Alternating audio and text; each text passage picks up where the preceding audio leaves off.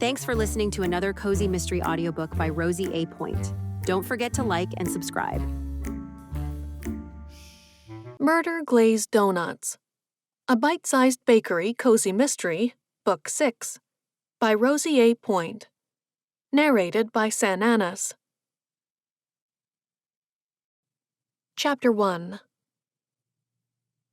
Are you trying to choke me? The voice whip-snapped over the chattering crowd gathered in front of the food truck's open window. I scanned the crowd, searching for the source of the disturbance, but no one stood out. Then again, it was pretty difficult to pick anyone out in the crowd. Bee and I had just arrived in Muffin, Massachusetts, and set up our truck in front of the duck pond. Customers had swarmed in the minute we'd opened up shop, and we hadn't stopped selling our special all morning. The strawberry glazed donuts were a bestseller. Did you hear that? I asked my baking bestie, Bee. No, hear what? Bee had tied back her silver gray hair today and wore her signature bite-sized bakery apron, striped in pastel green and pink, over a thick cream sweater.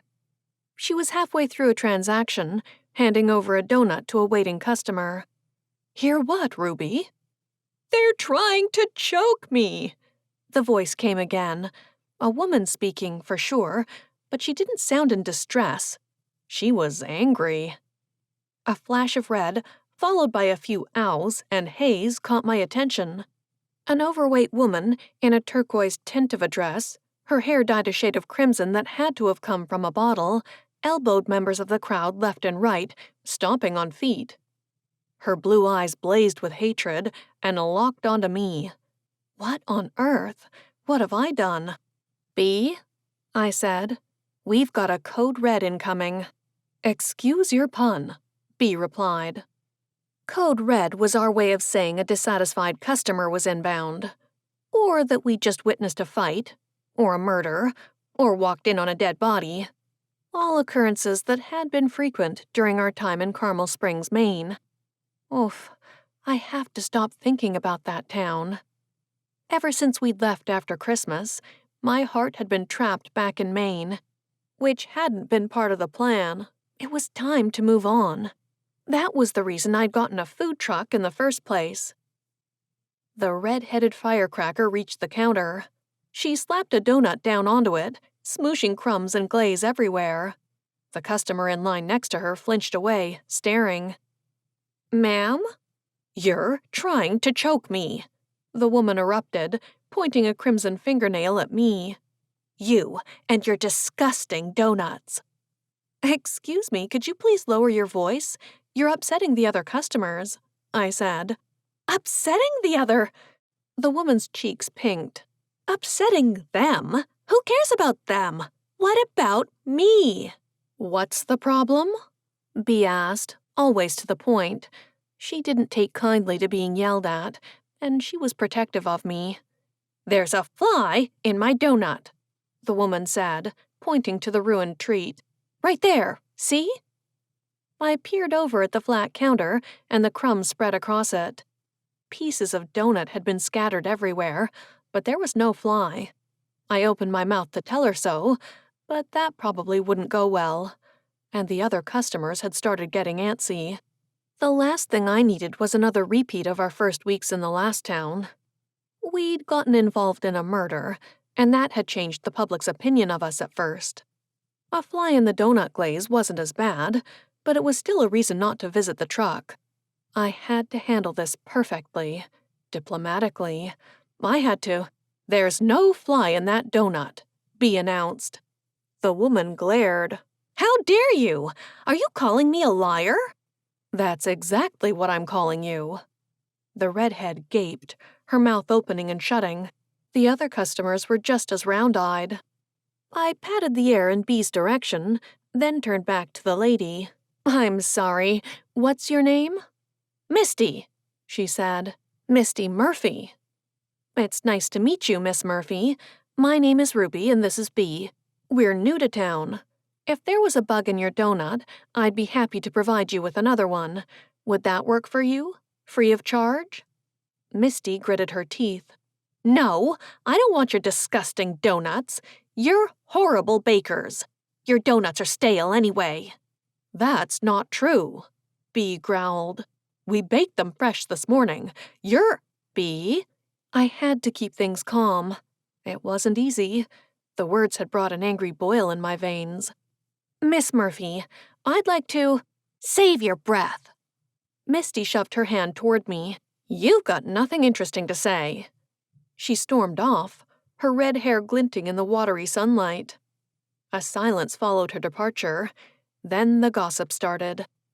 I pinched the bridge of my nose, forcing myself to take deep breaths. "What a horrendous person," B said, and accepted money from the customer in front of her. She wasn't wrong, but there was no use crying over spilled donut. I'd better clean up this mess. I hurried past B and out of the truck. What a terrible start to our first day in Muffin. I'd hoped the friendly name of the town would carry over to the attitude of the locals. I made quick work of dusting off the counter, apologizing to the customers lining up next to me. One of them, a young woman with sparkling blue eyes like two gems in her pale face, greeted me with a warm smile. She was pretty enough to be a model, her golden hair in a bun atop her head. "Hello," she said, stepping out of the line and touching my arm. "Hi, may I help you with something?" "Oh, no. I'll join the line again for a cupcake, but I just wanted to talk to you about Misty." "Misty?" I asked. "What about her?" "Well, I just wanted you to know that you shouldn't take her terrible behavior seriously," the blonde woman said. "Most of the people in Muffin don't really like her. And I know that's a terrible thing to say, but after what she said to you, I just wanted you to understand that no one takes her seriously." "Oh," I said. "Oh, all right." I wasn't quite sure what to say, but I was definitely intrigued. "This is not another case to investigate, Holmes. Keep it together." Thanks for trying to set me at ease," I said. "I'm Ruby, by the way." I brushed off my hand and presented it. "Harper Kelly." She tugged on her ear shyly. Her fingers were splotched with what looked like blue and yellow paint. "It's lovely to meet you, and to have baked goods in town. We've had a serious lack of anything sweet like this lately." "Why's that?" I asked, stepping away from the truck so that the other customers could file in and place their orders with B. "Well, because of Misty," Harper said. "She owns the local bakery, but she's truly terrible at baking. No one wants to go there anymore. The Honey Bun, in the center of town? Yeah, it's the perfect spot to bring in business, but I had a donut from there the other day, and it had mold growing on it. Swore I'd never go back." Ooh, that explained why Misty had thrown a full-blown adult tantrum about our donuts. Harper shook her head. "People are saying Misty's dangerous. Her father is the mayor, but I don't believe that for a second. She's just a sour old woman who can't get her way." "It sounds like she's gotten to you." "Oh, she's gotten to everyone. Never has a nice thing to say." Harper tittered a laugh. "But what can we do?" She sighed. "We're stuck with her. I only hope no one gets food poisoning from her bakery. I wouldn't want anyone to get hurt." The information was a lot to process. I looked around, but Misty Murphy was long gone. "Can I get you something to eat?" I asked. "A cupcake, you said? No mold, I promise." "That would be lovely," Harper said, rewarding me with another sugary smile. Muffin already wasn't what I'd expected, or hoped for. I got the feeling that things were going to be just as interesting here as they'd been in Carmel Springs. Was that a good or a bad thing? Heavens, only time would tell. Chapter 2. "You don't have to do this, Ruby," Bea said, tucking her hair behind her prominent ears. "I don't think the woman deserves your donuts, let alone your time." It was late afternoon on the truck, and we were finally closing up after an eventful day. Thankfully, Misty hadn't come back to see us again, but she'd still been on my mind. I was curious about her bakery. After all, it would make sense that if she was the competition, I should probably check the place out. I grasped a box of bite-sized bakery donuts to my chest, admiring the sunset over the duck pond. Muffin was as quaint as it had looked when we'd researched it online. A small town with brick sidewalks, removed from the ocean, but with a little pond and park, and a forest on its outskirts. This was the type of town that had boutique shops and cutesy restaurants, and I couldn't wait to explore it. "You know," Bea said, "we still have to check in at the inn." "I'll catch up with you there." I brought my phone out of the pocket of my apron.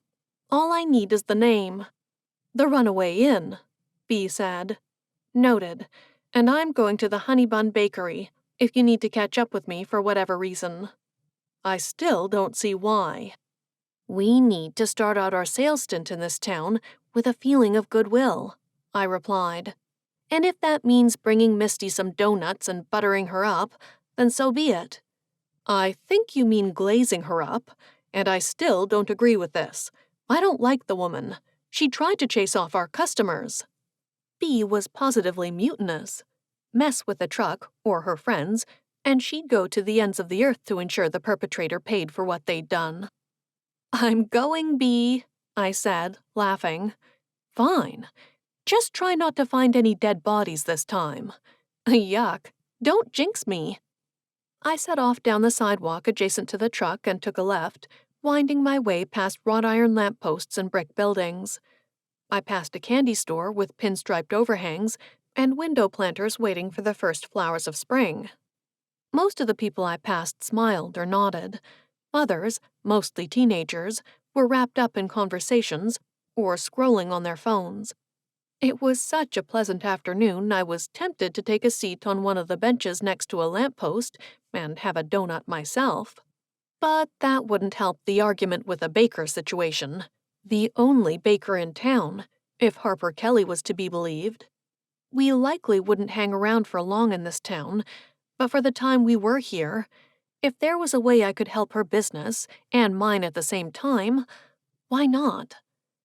Especially if what Harper had said was true. If Misty's bakery was in trouble, there might have been a way I could contribute. If I told Bea that, she'd think I was a bleeding heart. I frowned, turned in a circle, and sought out the Honey Bun Bakery. But it certainly wasn't in the central street that ran through the town, Gallop Road.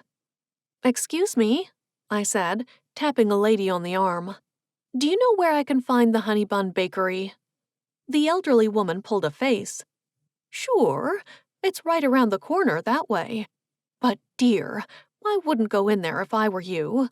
I heard Mallory Jones got sick after eating one of their cream cookies." "Thank you." I offered her a smile, then started off for the bakery. Apparently, Misty had more trouble than Harper had let on. It was no wonder she'd come out to the truck this morning and freaked out. She was probably under a lot of pressure. That didn't make the behavior right, of course, but I could understand the stress. My food truck had been trashed last year. I entered the side street off Gallop and stalled after a few steps. It was strangely dingy here, with the Honey Bun the main feature on the curving street. The windows of the store next to it were empty, and the buildings opposite were clothing stores that had seen better days. They were already closed, and the card signs in their windows were faded. It was like I'd stepped out of a sunny street and into a different town. Clouds rolled in overhead, and I half expected a rumble of thunder, a lightning crack, and the sudden appearance of a masked stranger in the shadowy alley between the bakery and the empty shop next to it. "Well, all right then," I whispered, tapping my fingers on the box. The bakery's glass front door was closed, and one of the letters of its sign had fallen off. It read, Hun Bun Bakery. The lights were on inside, though, and the placard in the door read Open. There was no line leading out of the store, and honestly, the inside of the place looked pretty dead. I opened the door, slowly. My eyes narrowed. "Misty? Are you in—" The words got lost in my throat. The box dropped from my numb fingers and hit the floor. Donuts burst from it and rolled in every direction. Right in front of me, in the center of the cracked linoleum bakery floor, lay Misty Murphy, face down, a knife sticking from her back. The scream tore out of my throat before I could stop it, and I backpedaled, slamming into the bakery door. I wrenched it open and rushed into the street, heat thumping through my head. Before Carmel Springs, and when I'd first encountered a dead body there, I'd been beyond squeamish. But over the months I'd spent in the small town, I'd grown accustomed to the sights and horrors of a murder mystery. Why was I so shocked now then? This was the last thing I'd expected. Muffin, like any other small town, had its dark and dangerous secrets. I slipped my phone out of my apron and dialed 911. Chapter 3. Bea and I sat side by side on one of the benches in the street. I'd called her moments after reporting Misty's untimely demise to the cops. She patted me on the arm, occasionally, but switched out of the consoling attitude for a snort or shake of her head once in a while. "What did I say about discovering a dead body?" Bea whispered, as another policeman rushed by, heading toward the crime scene that had been cordoned off behind us. "Hey," I replied, "this was hardly intentional." "Still, you just had to go take the mean woman donuts." Bea sighed. "Bless your heart and soul, Ruby. You're too good for people like this Misty woman." "I can't believe she's dead." "I can." Bea pursed her lips. "If she treated you like dirt, just imagine how she acts with people she knows. That kind of wanton disregard is often met with a sticky end." I paled. I was just getting used to the peace and quiet of not having witnessed a murder. "Here we go again," Bea said, in that resigned tone. "Another mystery that's fallen into our laps. It's like we're magnets for mayhem." I didn't answer her, though it certainly seemed that way. "You know what this looks like, don't you?" Bea asked. "Don't tell me. I seem suspicious again?" "Let's think about it for a second." She had lowered her voice as officers swarmed past us. One of them had told us to wait until a detective could be spared to take our statements, and had promptly retreated to his cruiser where he sat, staring, as if he thought we'd run. "Don't say it, Bea." But my best friend in baking wouldn't be discouraged.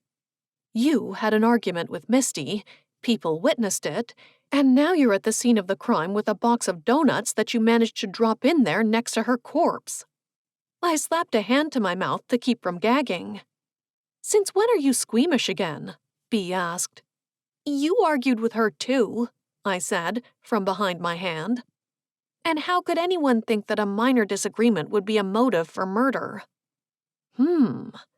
Bea tapped her chin. "Rubes, you know that there's just about every type of motivation for murder, and that there's an abundance of crazy people in the world. The police will be thinking that too. The newcomer baker arrives, and suddenly the old baker, who was seen fighting with her, I might add, has been stabbed in the back." I know, all right, but that doesn't mean I have to like it." "Good," Bea said, "because you're going to have to overcome your squeamishness about this if you want us to solve the case." "Us?" I gaped at her. "Not again, Bea." "You trust that these cops will have your best interests at heart?" Bea asked. "Look, I was a cop, and I know what it's like to work murders like this one. You go for the most parsimonious connection, the one that makes sense. You make sense, but I happen to know that you're not the murdering type." "Gee, thanks." "And I happen to know how to figure out who is." Bea lifted her head, a smile flashing across her lips, revealing the gap between her two front teeth. My friend had already boarded the free Ruby bus, even though I wasn't technically in trouble yet. "Let's just take it easy, Bea. I know you're keen to investigate," I said. It had to be difficult for her to put that life aside. "But we don't want to get involved. We're trying to sell donuts, not to get involved in the inner workings of a town." Didn't you say that Harper woman mentioned the mayor? That Misty was the mayor's daughter? Bee asked. I nodded. Oh boy, this is going to escalate quickly. They'll want to close this case as soon as possible. Before I could say anything, footsteps approached, and a detective appeared next to our bench. He was tall, balding, with a gray fringe of hair around his head. He stared down at us over a hooked nose. He was tan and almost leathery. A tough nut to crack. Good afternoon, ladies. My name is Detective Wilkes, he said. I got up and put out my hand. Ruby Holmes. You were the one who found her? Yes, sir, I said. Chatter interrupted our conversation, and I searched for the source. A group of people had gathered across the road. Some locals, with a reverend standing among them, wearing his black clerical shirt and tab. My stomach sank. Great. Now everyone knew we were involved. What would this mean for the food truck? And what about you, ma'am? Wilkes asked, turning to Bee. I'm her friend, Bee said. She called me after it happened for moral support. So you didn't witness anything yourself? No, sir. I joined Ruby a while after y'all rolled up on the scene. The detective nodded. All right, then. I'll need to borrow Miss Holmes for a few moments to discuss what happened. His smile was sharp around the edges and filled with mistrust. Could I blame him? I'd found the mayor's daughter dead as a doornail. Let's head down to the police station. Is that necessary? Bee put in. Surely you two can just talk here? Wilkes's smile disappeared like it had been sucked into the center of a black hole. No, she'll have to come with me. Is everything all right here, Detective? The Reverend, who'd been placating the crowd of onlookers, had crossed the road in the interim and stood on the brick sidewalk outside the bakery. He peered inside the windows, but the body had already been taken away by folks in forensic gear. The detective chewed on air for a second. Pastor Byrne, he said. Everything's under control. No need for you to check in. Oh, of course it's under control. The pastor, not Reverend, said, his green eyes twinkling behind square-rimmed glasses.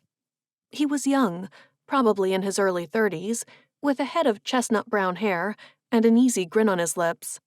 I wouldn't doubt you or your stellar officers for a second, but I saw you talking to these two ladies and wondered if they were all right. I wouldn't want new members of the flock to feel any type of way about what's happened here today. What do you know about what's happened here today, Pastor? Wilkes asked. I was under the impression that news hadn't yet reached the ears of the flock. I could almost hear the quotation marks Wilkes had put around flock.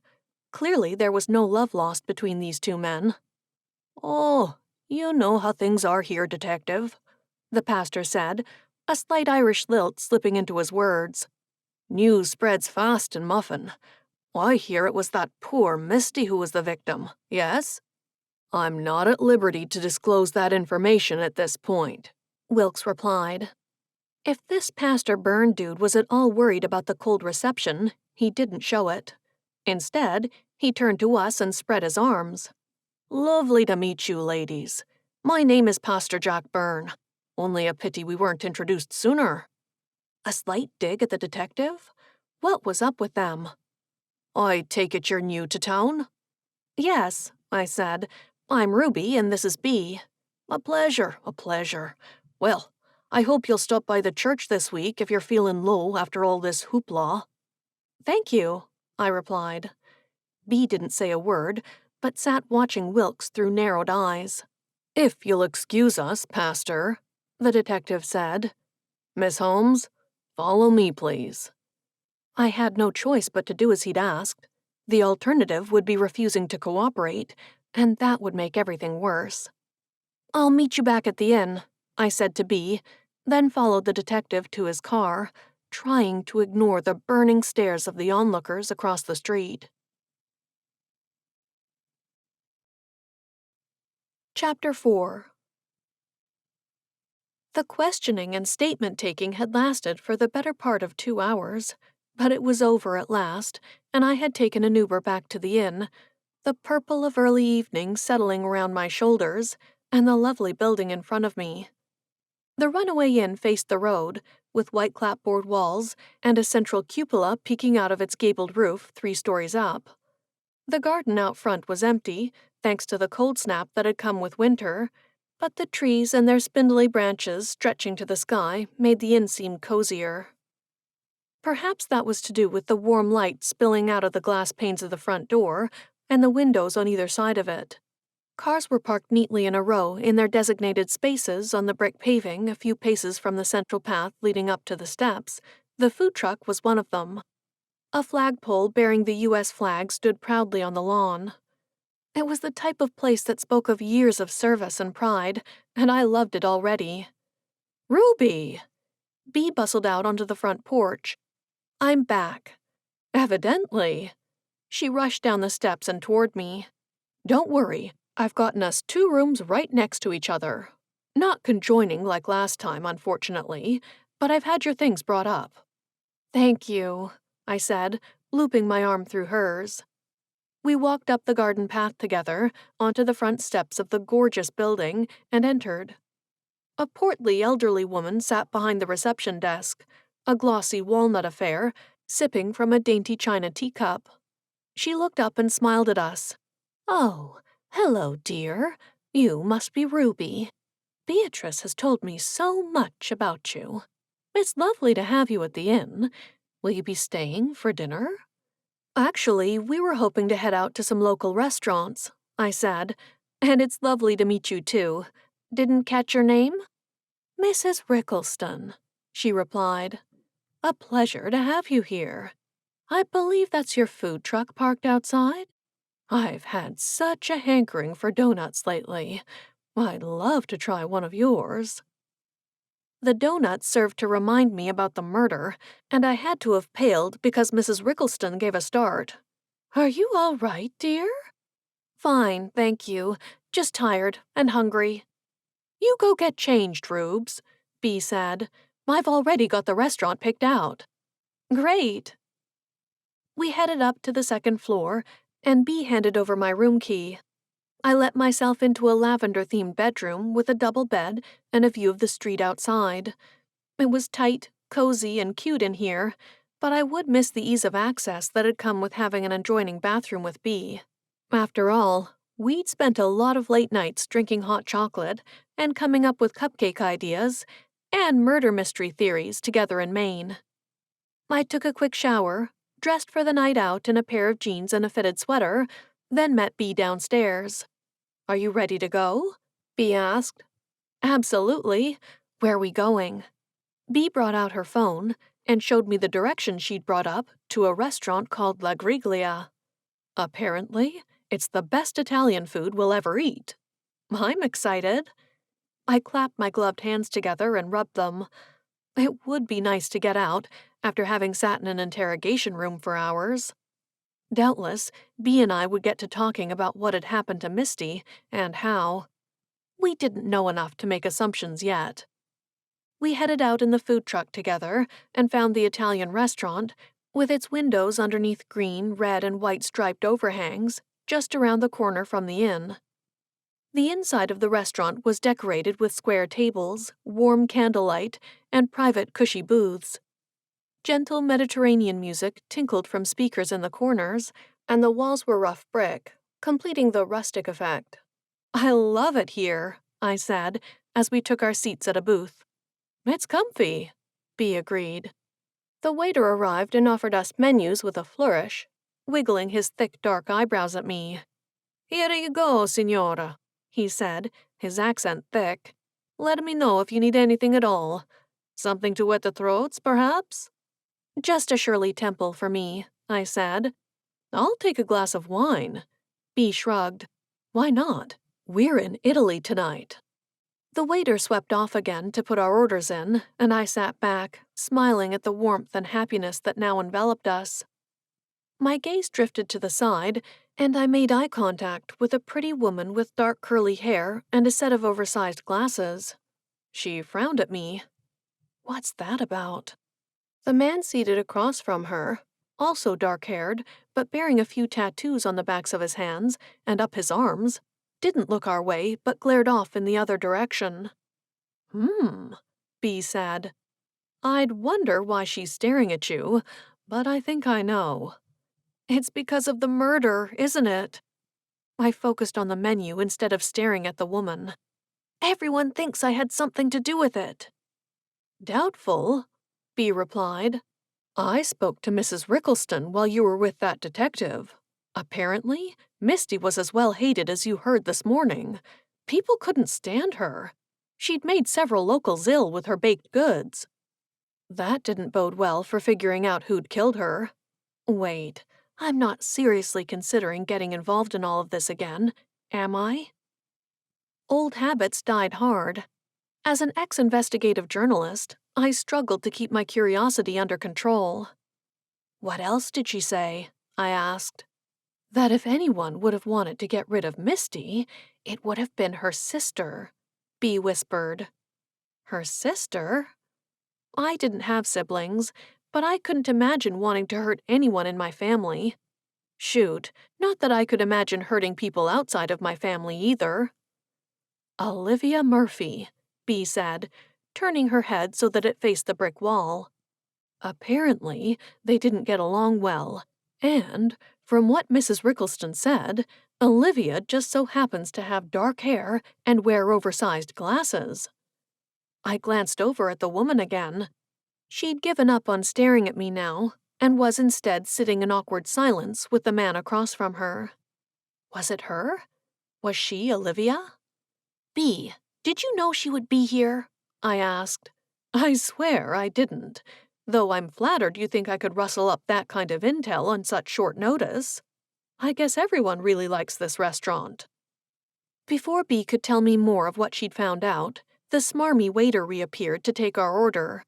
I opened my menu. I'll have the meatballs to start, please.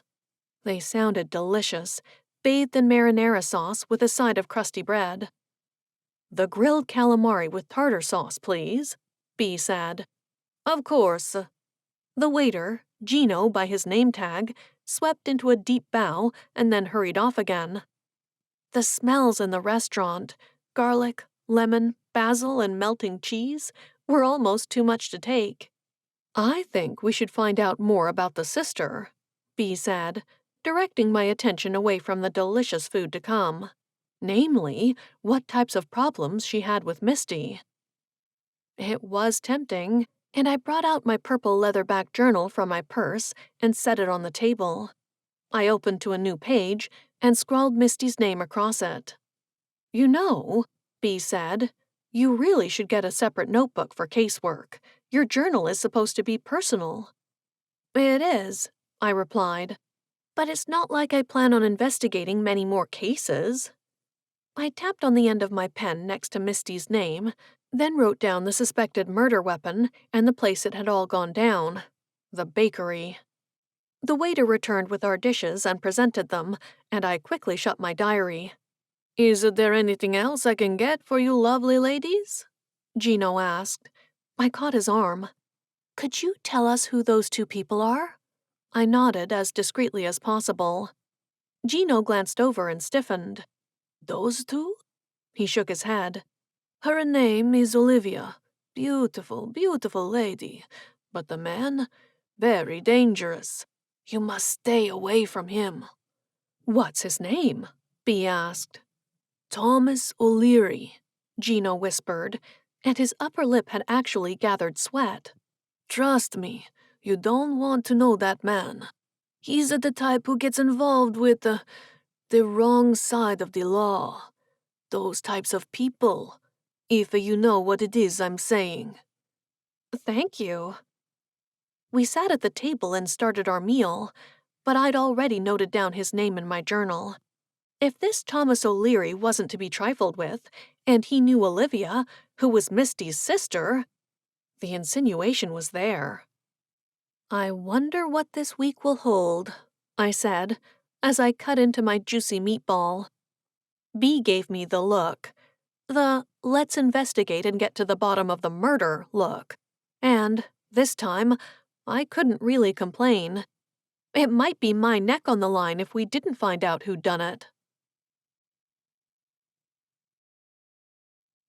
Chapter 5. Getting information about where Olivia Murphy lived was super easy.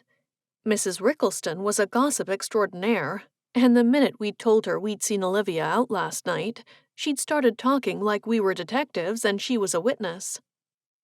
Olivia's home was gorgeous, a brick-faced construction behind a picket fence along a street full of similarly cozy homes in Muffin's version of suburbia.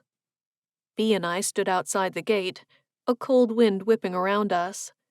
Once again, I held a box from the bite-sized bakery in my hands.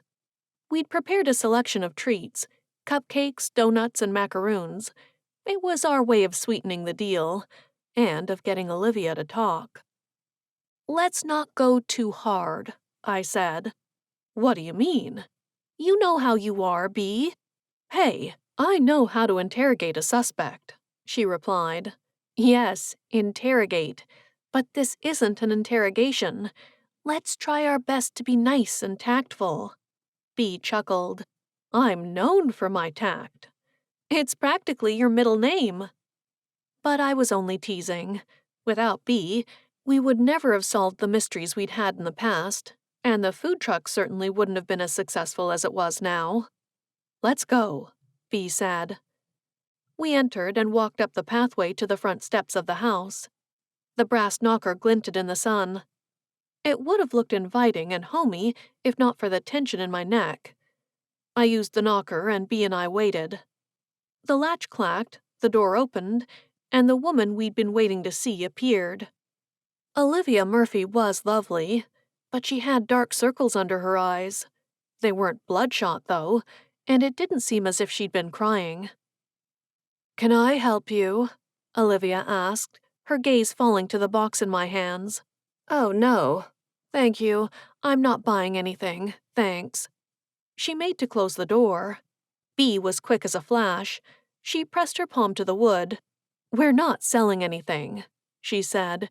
"We came to offer our condolences for your loss." "My loss?" Olivia opened the door again. "Oh, what loss?" "Misty," I said. I was the one who found her." "Oh." Olivia nodded. "Oh, right, yeah." "Here." I foisted the box on her. "Thank you," she said. "That's thoughtful of you. I don't recognize you from around town." She said it like a question. "We're new," I replied. "We work on the food truck." "Oh, right. I heard about that place. Misty flipped out about it yesterday afternoon." Olivia rolled her eyes, and then they widened, as if she'd just realized what she'd said.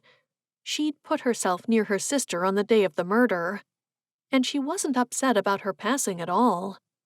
"Anyway, that's great that you're here. I'm sure it will, be great for your business." "Yeah, we hope so." "Unfortunately, it seemed that your sister wasn't our biggest fan," I said. "Oh, of course she wasn't. Misty was always threatened by anyone who had a talent for baking." Another eye roll from Olivia. "At least no one has to deal with her drama anymore. She caused so much of it." Yeah, there wasn't a tear in sight here. "She did?" "Oh, yeah." Olivia looked nothing like her sister, with dark hair and eyes, and a tan too, whereas Misty had been pale, blue-eyed, and furious.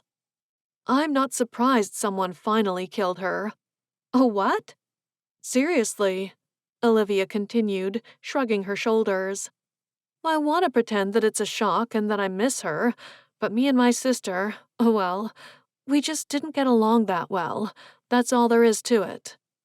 "Oh." "Yeah, she was mean, and she had nothing good to say about anyone. She took our parents' bakery and drove it into the ground with poor management and bad customer service. But you know what?" Olivia drew a breath. "None of that matters anymore. It's fine. Thanks for coming by." She retreated into the house and shut the door in our faces, taking the treats with her. Bea sniffed. "Well, there's our answer." Sort of, I said. We hurried back to the sidewalk and continued down it. I couldn't help glancing back at the beautiful home. I could have sworn the curtains in the window had twitched, as if someone had been looking out, watching us walk away. "What do you make of it?" I asked. "That Olivia had a reason to get rid of her sister. Maybe that man she was with last night had something to do with it." "I agree," B said. "It's time we found out more about him. Maybe I should put in a call to a few of my friends in high places." B had been a police officer in her time, and I didn't doubt she had contacts if she said she did. "Friends in this state?" "Oh, yeah. Don't worry, Ruby. We'll get to the bottom of this." I cast one final glance back at the house. Chapter 6. After a full day on the food truck, and our interlude with Olivia, who clearly didn't care much about her sister's death, I was bone tired. The food at the Runaway Inn was fantastic, though, and it was a balm for all that ailed me. "I hope you enjoy it, dear." Mrs. Rickleston stood near the entrance to the dining room, watching with a hawk-eyed glare as her helpers streamed past and set out plates of food in front of the guests. The inn was full up, as were all the tables. There were businessmen and women, a young family with 2 kids, and elderly and young couples, all seated at the circular tables, polished to a sheen and shining beneath the lights of the bronze chandeliers. The curtains were held back by thick cream sashes, providing a view of the sidewalk and the wrought iron lampposts on the street outside.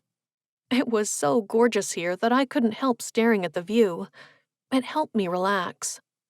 "I'm starved," B said, and picked up her knife and fork. Tonight, we'd both selected the hot clam chowder with breadsticks and butter on the side. I ate it greedily, spooning it into my mouth as if I'd never eaten before. "So good," I said. "Isn't it?" B took a sip of her water. "I'm glad we decided to come here." "Me too. Kind of. I'm happy about the town," I said. "But not about what I walked in on the other day." I kept my voice low, checking that the other guests hadn't heard. They were out-of-towners, too, and they likely wouldn't be listening in, but still. "That reminds me," B said, and dabbed her lips. She brought out her cell phone and set it on the table. "We have some research to do." "What, here?" "Why not?" B asked. "No one's watching us." "I guess." B finished off the last spoon of her chowder and then shifted her chair around so we were seated next to each other. She unlocked her phone. "All right." She opened a browser tab while I glanced around at the other tables, already paranoid. Which was silly, if I considered it. I'd never been shy about researching things in Carmel Springs. B typed Thomas O'Leary into the search bar, and the results populated instantly. And boy, were there a lot of them. Thomas's mugshot was online, along with newspaper articles decrying him as a member of the Irish mob. Whoa. That's what I'm thinking. B opened up one of the articles, dated a few months prior, and the headline came up bold. "The Last Spider. Ex-conman turned good insists he wasn't involved in fire." I read and reread the title. A spider? What did that mean? B and I fell silent as we read. "Arrested last week on suspicion of arson, Thomas O'Leary, ex-Somerville Spider, who turned on others in his organization, was insistent that he had nothing to do with the fire that took hold of Little Mama's Bakery in Boston last weekend. The fact that I'm out here talking to you about this, well, that's all that needs to be said. They got nothing to hold me on, so that's why I can give interviews. What can I say? What can I say?" Mr. O'Leary spoke with one of our representatives on the phone Monday. "They think that they can pin this on me because, really, they want to put me away. They want it so that they can get rid of me because I'm a problem for them." Mr. O'Leary refused to expand upon those final comments, though, insisting he was innocent and that it would be proven when the real arsonist was nabbed. Wow. I sat back. That can't be a coincidence. What are these Somerville spiders? Bee whispered and tabbed back to the search bar. She typed in the name of the group, and another series of articles popped up. Well, well, well. What? I pushed my clam chowder dish to one side.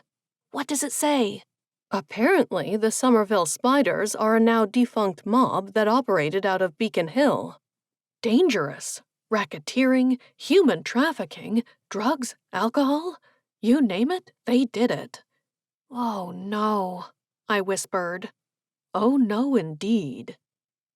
And the article mentioned that Thomas had been arrested for arson, I said. Bee nodded sagely. At a bakery. Interesting that Olivia, who hated her sister, would be hanging around with a man like that, Bee said. I opened my mouth to expand on that, but Mrs. Rickleston arrived at the table, smiling. Did you enjoy your meals, dears? She said. Did you have enough? Yes, thank you, I said. It was delicious. Best meal I've had since I arrived. Oh, that's wonderful. Mrs. Rickleston collected our plates. Don't go anywhere just yet.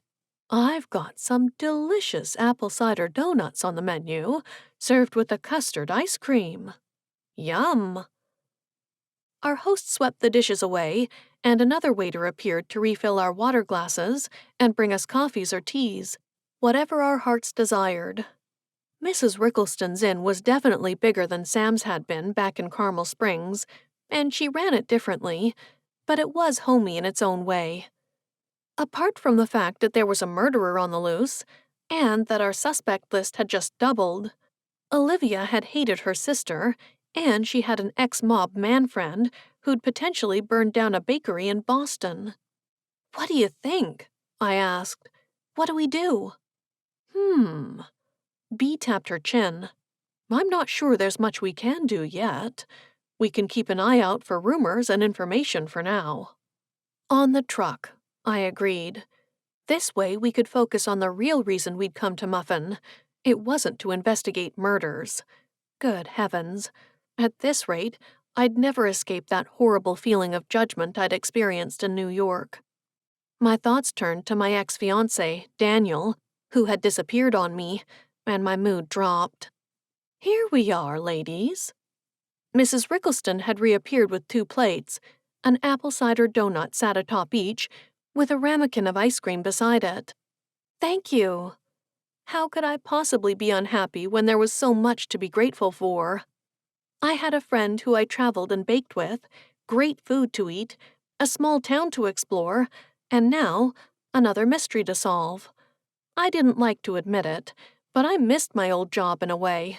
There had been plenty of intrigue, and I'd enjoyed uncovering the truth. And Muffin had many secrets waiting to be uncovered. Chapter 7. The last time we'd wound up involved in a murder investigation, through no fault of our own, unless I counted walking in on a dead body, our food truck had suffered. People had decided that I was a femme fatale, or a woman who'd poisoned my customers. The truck had done terribly, and Bee and I had contemplated leaving the town altogether. But in Muffin? Folks weren't that worried about whether we'd poisoned them or not. The truck had never done better. 2 lines spread from the front window and wound onto the path that ran alongside the duck pond. Gossip was rife.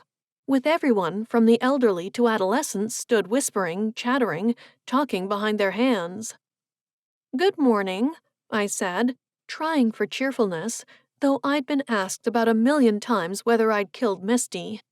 Most of the people who'd asked had framed it in a thankful tone, or had even said that whoever had gotten rid of her, while it was terrifying there was a murderer on the loose, had done the town a favor. I'd never come across a more detested woman. Hello? I peered at the customer standing first in line, a young man wearing an ascot, and his hair in blonde waves.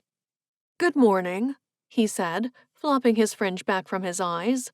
Yeah, I just wanted to ask if you'd heard anything from that Detective Wilkes. No, I said stiffly. I haven't. Bee handed over a box to a customer at the front of her line. "And for the last time," she said, "I don't know anything about the murder, neither does Ruby." It had been the same for her all morning. We'd barely gotten a second to catch our breaths between questions. "So?" my customer prompted. "You don't know anything yet? Like, he hasn't told you whether you're a person of interest?" "Sir, would you like to order something?" I kept my tone calm, though my frustration bubbled away beneath the surface. "We have a vast selection of treats for every palate. This week's donuts are particularly good." "Is that why you did it?" the guy asked. "Because if that's the case, I totally get it. I mean, it's scary, but I can totally see this being some type of," he waved a hand at me, "baker's quarrel or whatever." "There was no baker's quarrel. I simply found Misty. That's all there is to the story. Now, can I get you anything to eat?" "Yeah, I'll take one of those cupcakes, please." He tapped on the glass case, pointing to the glistening lemon meringue cupcakes we'd made that morning. "Sure, coming right up." I packaged the cupcake as quickly as possible, handed it over, and accepted his money. I'd never been happier to see the back of a customer. But then the next one in line stepped forward, and the questioning started again. It continued that way for the following 5 customers, and when another came forward and halted in front of my counter, I was just about ready to bite someone's head off. "Good morning," said the woman, who had dark hair with purple streaks in it. "I'll bet you're tired of talking about Misty." "Not so much talking about it," I replied pleasantly, surprised by her demeanor. "More frustrated at having to answer questions about it, I'd say." "I'm sorry about that. People in Muffin are pretty inquisitive. Or nosy, whichever works for you." Bee snorted beside me.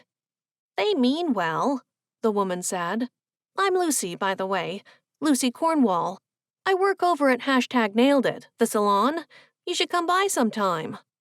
"It's lovely to meet you." We shook hands over the counter. Lucy's fingers were tipped in long magenta claws, and she bore an unnaturally dark tan. "And you?" I replied. "What can I get for you?" "I'll take 2 strawberry glazed donuts, please." "Sure." I set about bringing them out of their case and placing them in a box. "Don't worry about all these people," Lucy said, gesturing to the other customers. "They're just curious because they got nothing going on in their lives. Besides, every one of 'em hated Misty with a passion." I didn't know what to say, so I opted for silence.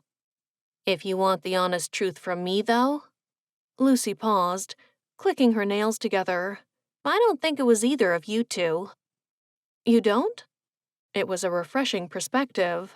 "No, I don't. And I got a reason, too." Lucy licked her lips, and somehow the purple-pink gloss slathered across them didn't budge. She leaned closer. "Because I saw Misty get into a fight with someone yesterday morning, right in front of her bakery." She let that linger in the air for a minute. "And I'm not talking like a verbal altercation, neither.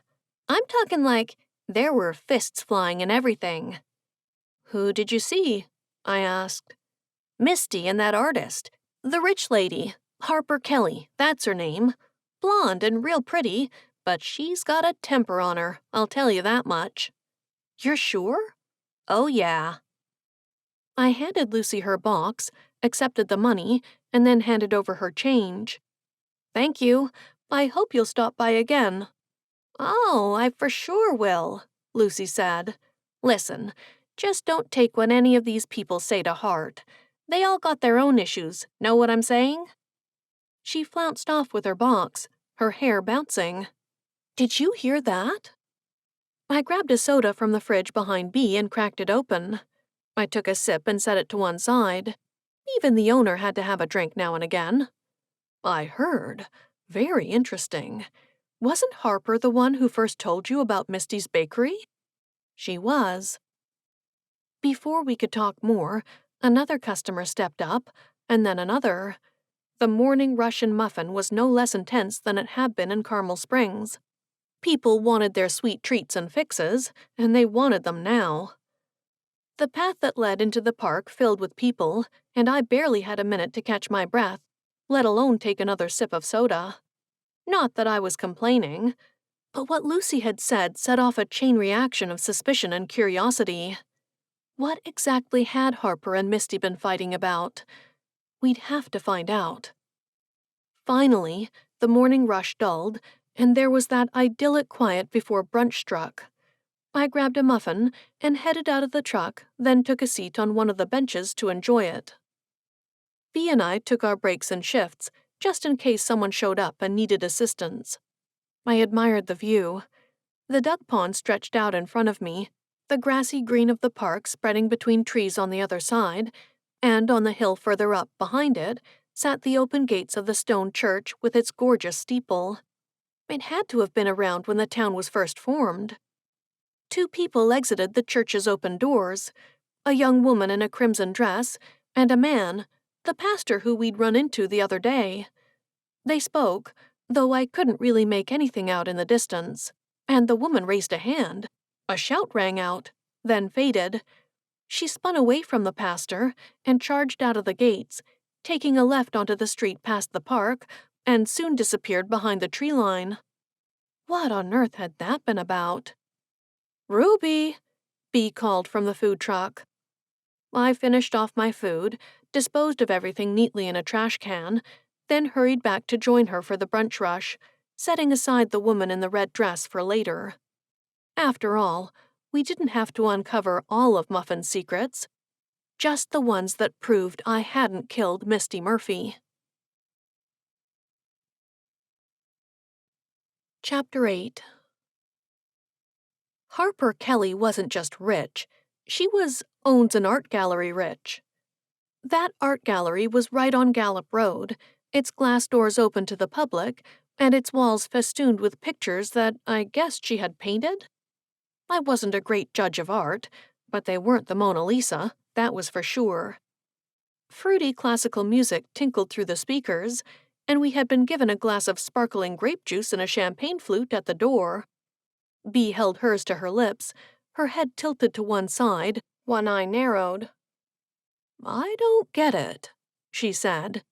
"Maybe I'm just tired?" We had come to the gallery after closing the food truck. The last vestiges of the afternoon hovered around the horizon in bursts of pink and orange. I don't think you're supposed to get it, to be fair. I took a sip of my now tepid grape juice and tried not to grimace. I'd shrugged off my apron back on the truck, but I still had a couple of splotches of sugar and jam and sticky glaze on my sweater and jeans. Good, because I don't understand this at all. Bea turned around and scanned the inside of the gallery. There were a few people milling around, checking the place out, but it was mostly empty. That might have been because most folks had already gone home or were eating at the rowdy bar and grill next door. "Do you see her anywhere?" Bea asked. "I can't remember what she looks like. I didn't talk to her face to face." "Not yet." I walked a little further along, pretending to admire the sculptures and pictures, but I kept searching for our target. Target? Good heavens. But that was what she was now. We needed answers. I gripped my journal under one arm, thinking of the case notes that needed to be made and the connections that were missing.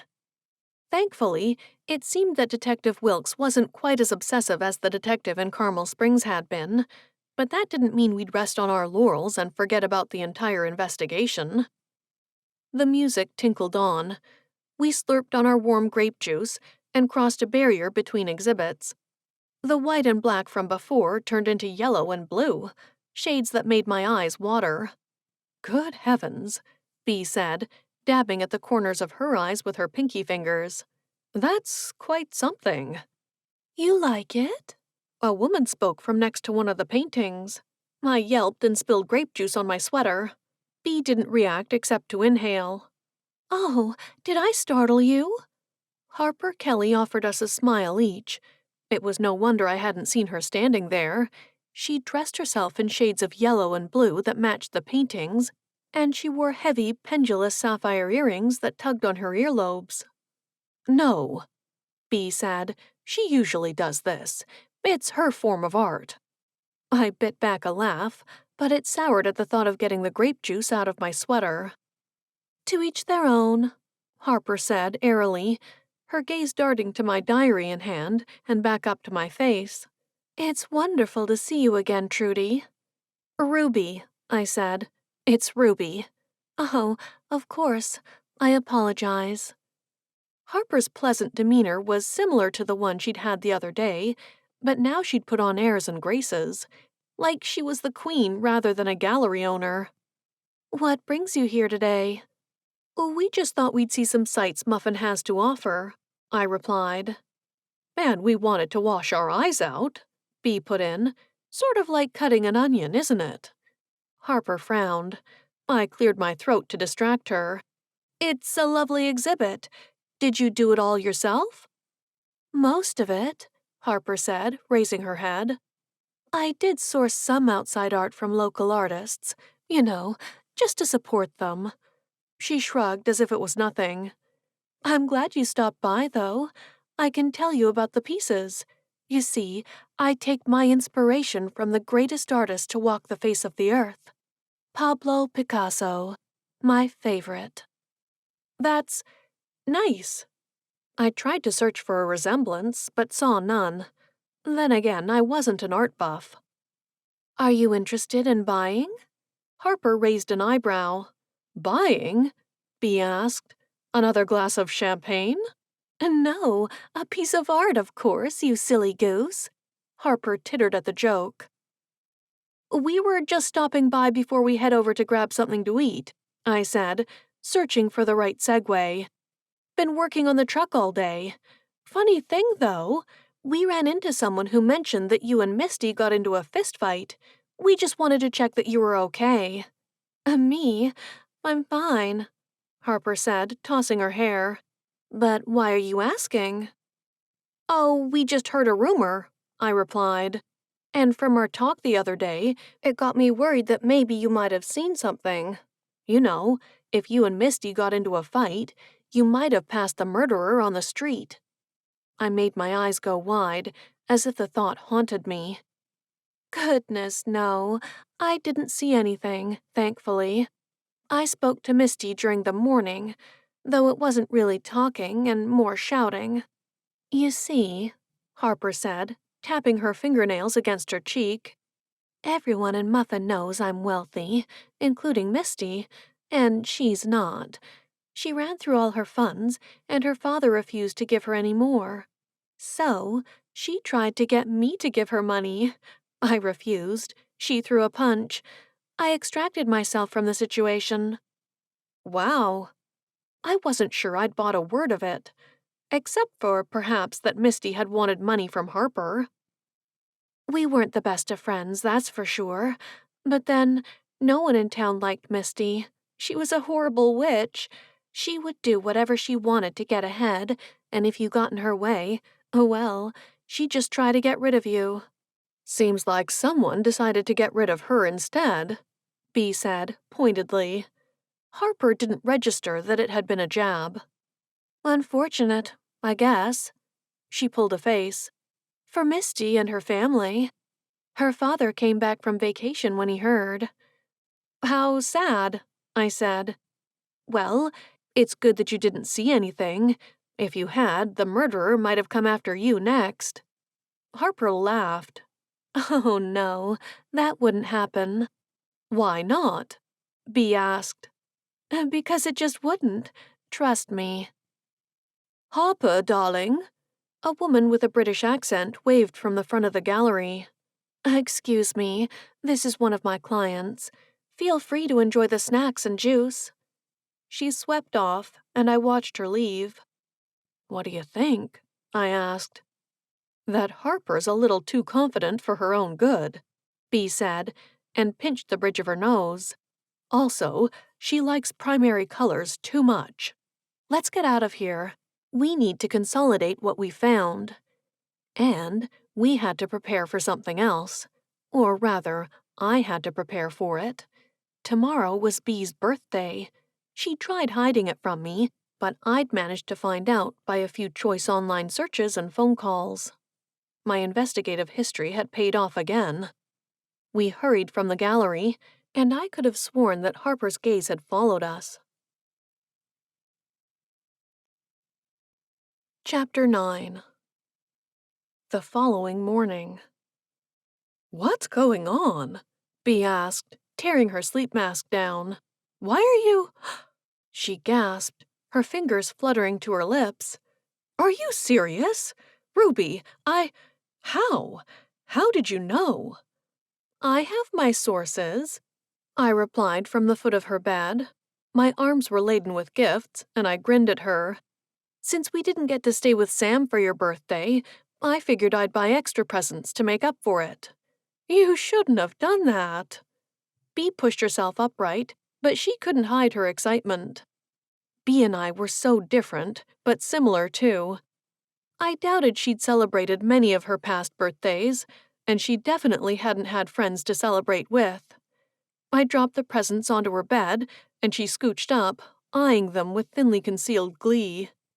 "This is all too much.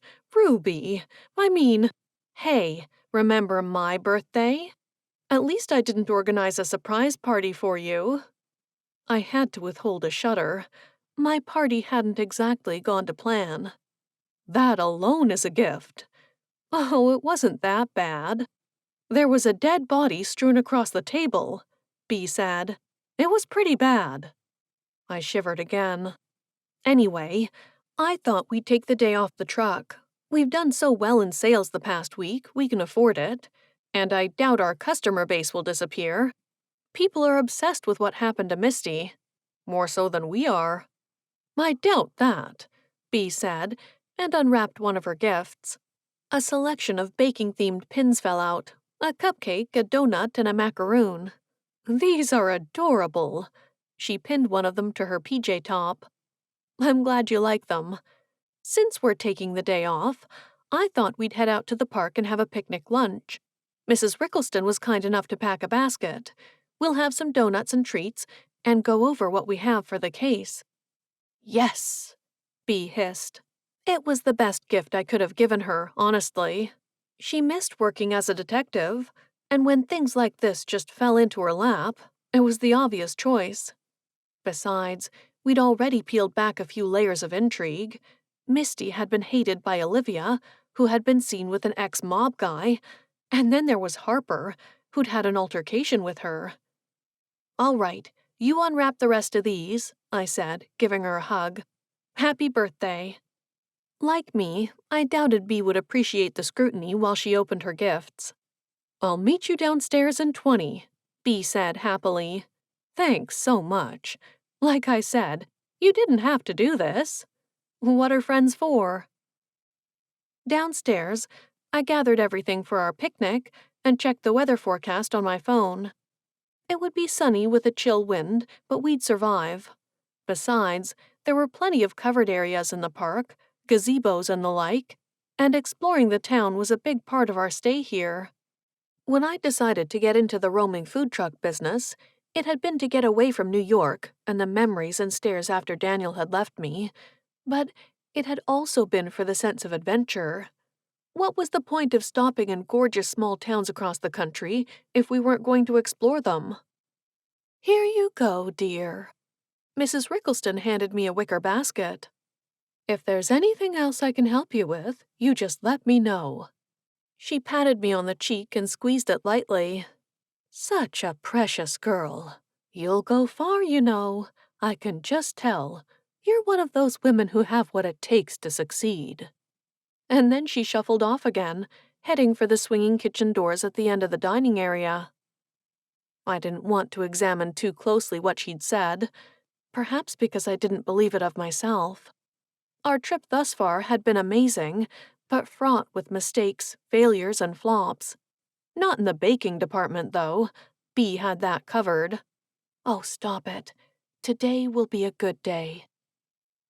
I set the basket on a sideboard, then grabbed my box of glazed donuts and put them inside. I couldn't wait to find out what Mrs. Rickleston had packed for us. Her chef was a genius. "Ready." Bee presented herself at the base of the stairs, grinning and wearing her donut pin and a thick orange sweater, a trench coat, and a pair of gloves. Great. We made our way out of the inn and down the road, opting for a brisk walk instead of a drive so we could take full advantage of the town's sights and sounds. My cheeks iced up, but I didn't care. The sun was out, cars trundled down the roads, and Muffin showed us its beautiful side. The brick pathways, the shop windows, the men and women coming out to grab coffees at a local diner, laughing, chatting, joking. "It's weird to think that this place has secrets," I said softly. "Every town has its secrets, Ruby," Bee said. "It just depends how deeply they're hidden." We reached the park and passed the duck pond where we usually parked. There were a few stragglers who perked up at the sight of us, but wrinkled their noses when they realized we wouldn't be setting up shop today. 5 minutes later, we had our seat under a gazebo and a blanket each over our laps. I rubbed my hands together and opened the picnic basket. Tempting scents drifted up to greet us. I removed the donut box and then gaped at what was underneath it. "Oh my heavens," I said. "Oh wow, Mrs. Rickleston outdid herself. Look at this. There are lobster rolls and roasted potato wedges, bacon sandwiches too." "Let's hope none of it's poisoned," Bee said. "That's not funny." But I laughed anyway. We took out all the treats and stacked the Tupperware boxes on the bench on either side of us. The lobster rolls were over-the-top delicious, and we ate them greedily, talking about Carmel Springs and how much we missed Sam and Millie and all the other folks there. The view filled me with joy, too. It was sad to miss our friends, and weird to be embroiled in another murder investigation, but I was happy. "Ruby," Bee said, lowering her voice, "is that Olivia Murphy?" I followed her line of sight. A couple walked across the grass together, heading for another of the gazebos nearby, hand in hand. The woman's hair was dark, but I couldn't make out whether it was Olivia from behind. But the man, he had tattoos down his arms, just like Thomas O'Leary. "I bet it is," I said, "and she's with that mob dude again." "O'Leary. Right.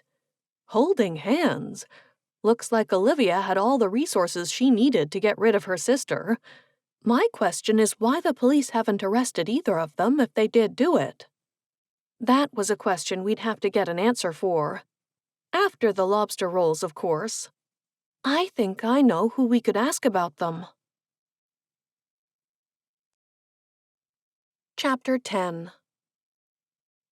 The last information I'd received from Lucy, the nail technician who'd come to the truck, had been valid, and there wasn't a place that bred gossip better than a salon and all its inhabitants.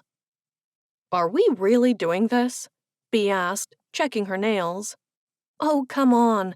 It will be fun. How long has it been since you've had your nails done?" "I don't remember." "Exactly. This'll be great. And we'll get some information out of it, too. Besides, it's the perfect way to celebrate your birthday." The outside of the #NailedIt salon stood out like a sore thumb. Most of the buildings on the street were brick-faced and humble, with flower beds under their windows and cheery fabric awnings. The salon, however, had been painted a violent shade of purple and slashed with zebra stripes of black, and its sign had been done in sparkling glitter. "Oh no," Bea said as we stopped outside it. "You've got to be kidding me." "Do you want to find out what O'Leary and Olivia were doing together or not?" I asked. A beat passed, and then Bea sighed. "Fine, but my eyes are starting to water again. What is it with people in this town and bright colors?" I pushed the glass front door open, and a merry chime rang through the interior, also styled in glittery purple and black. "Oh, hiya!" Lucy waved from a table on the side of the room. Several nail stations were set up with chairs facing the technicians, and most of them were occupied. Thankfully, Lucy's was free, and she rose from her seat and clip-clopped over in insanely high stilettos. Lucy enveloped me in a perfumed hug. "Great to see you again, hon. Are you here to get your nails done?" No, we came to hammer up some drywall, B said. Lucy guffawed. You're funny. What's your name? B, who was used to her sarcastic humor being frowned upon, returned a gap-toothed grin. B. Well, you can take seats right here. Lucy gestured to her table and the one next to hers, where another glammed-up technician sat inspecting her nails. The collection of fake nails, not the ones on her fingers. B took the seat in front of the technician we didn't know, and I took the comfy stool in front of Lucy's station. She lowered herself into place, tossing her hair back, her earrings and bracelets clattering noisily, and took hold of my right hand.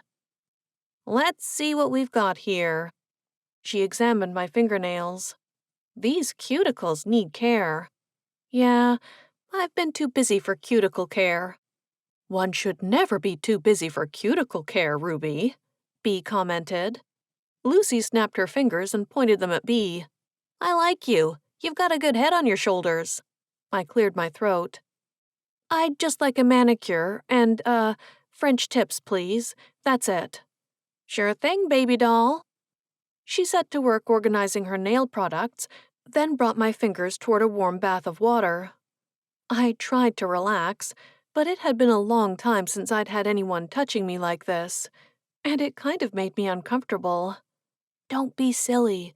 This is supposed to be fun. It was also supposed to be an information reconnaissance mission. So, what's new? Lucy asked. How's life in Muffin treatin' ya?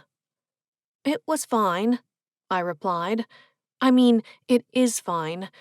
I think I'm still a little shaken up after the murder. Oh, of course. Yeah, that's horrible. Can't imagine what that must have been like.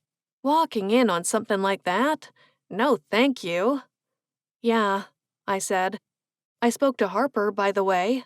Oh, you did? And what did she say? I bet she came over all snooty on you. She's like that. She thinks she can get away with. Lucy raised her eyebrows. Just because she's rich. But she hated Misty just like everybody else in town did. They don't even deny it. What about the people who Misty made sick? I asked. Did they ever get into fights with her? Oh, probably. But she made a lot of people sick, so it's difficult to keep track. That many people? I asked. Oh, yeah. She even made her husband sick at one point. Ex-husband, the technician who had bee's nails under her care said. Tom ain't with her anymore. Tom? I asked. Thomas O'Leary, Lucy replied. He was Misty's man for years, but she was so crazy, she chased him away, and he was not the kind of guy you messed with, if you catch my meaning. It's crazy how much he let her get away with. From what I heard, she had an affair. Tom and Misty were married? My jaw dropped. Why so shocked? We were in the park this morning, and we saw Tom and Olivia together, holding hands, I said. Lucy released my hand, clapping hers to her cheeks. No. Really? Really, I said. They looked cozy? Very cozy, I replied. And we saw them at La Griglia the other night as well. Lucy brought my nails back into her care with a conspiratorial sigh. Now, that is something. I wonder how long that's been going on. I doubt Misty would have been happy about them being together. Do you think they were having an affair when Misty was still married to him? The other nail tech asked. I wouldn't put it past Olivia, Lucy said. She hated her sister. You know, she was adopted before Misty was born, so they never really saw eye to eye, because she was older or whatever. The new information practically rattled around the inside of my skull. I wonder if she'll be there at the funeral tomorrow, Lucy said. Misty's funeral is tomorrow? That's right, at the cemetery behind the church, though I doubt anyone will be there. Lucy shrugged.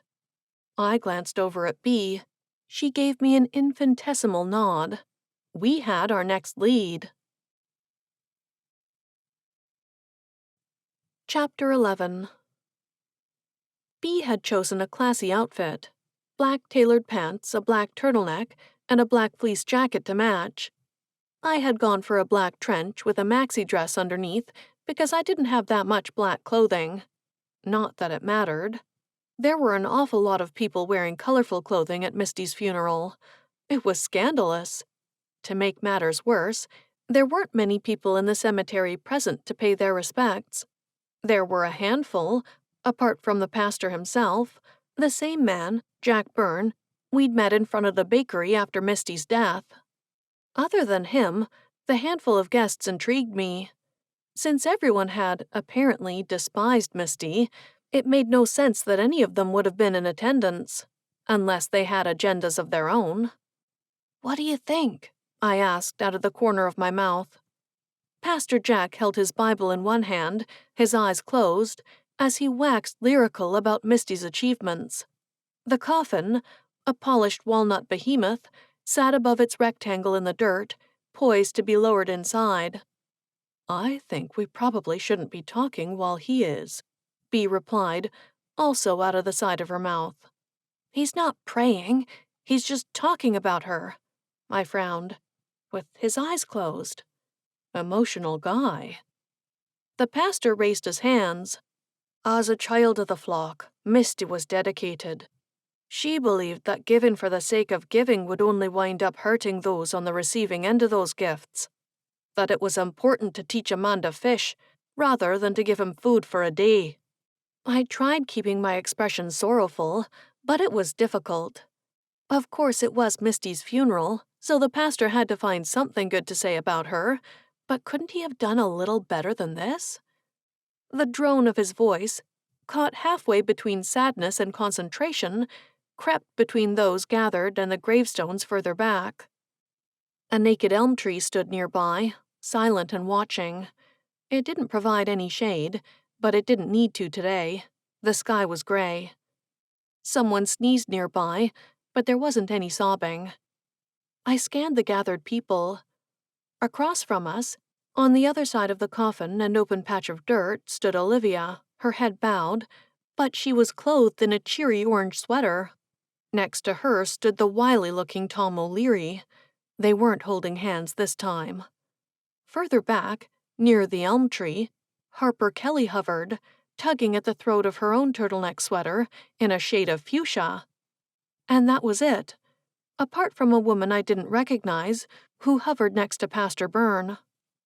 She wore her hair dark beneath a black hat and was the only person dressed appropriately. Her gaze darted from left to right, constantly. "Who do you think that is?" I whispered. Bea hummed in her throat. "Must be the pastor's wife?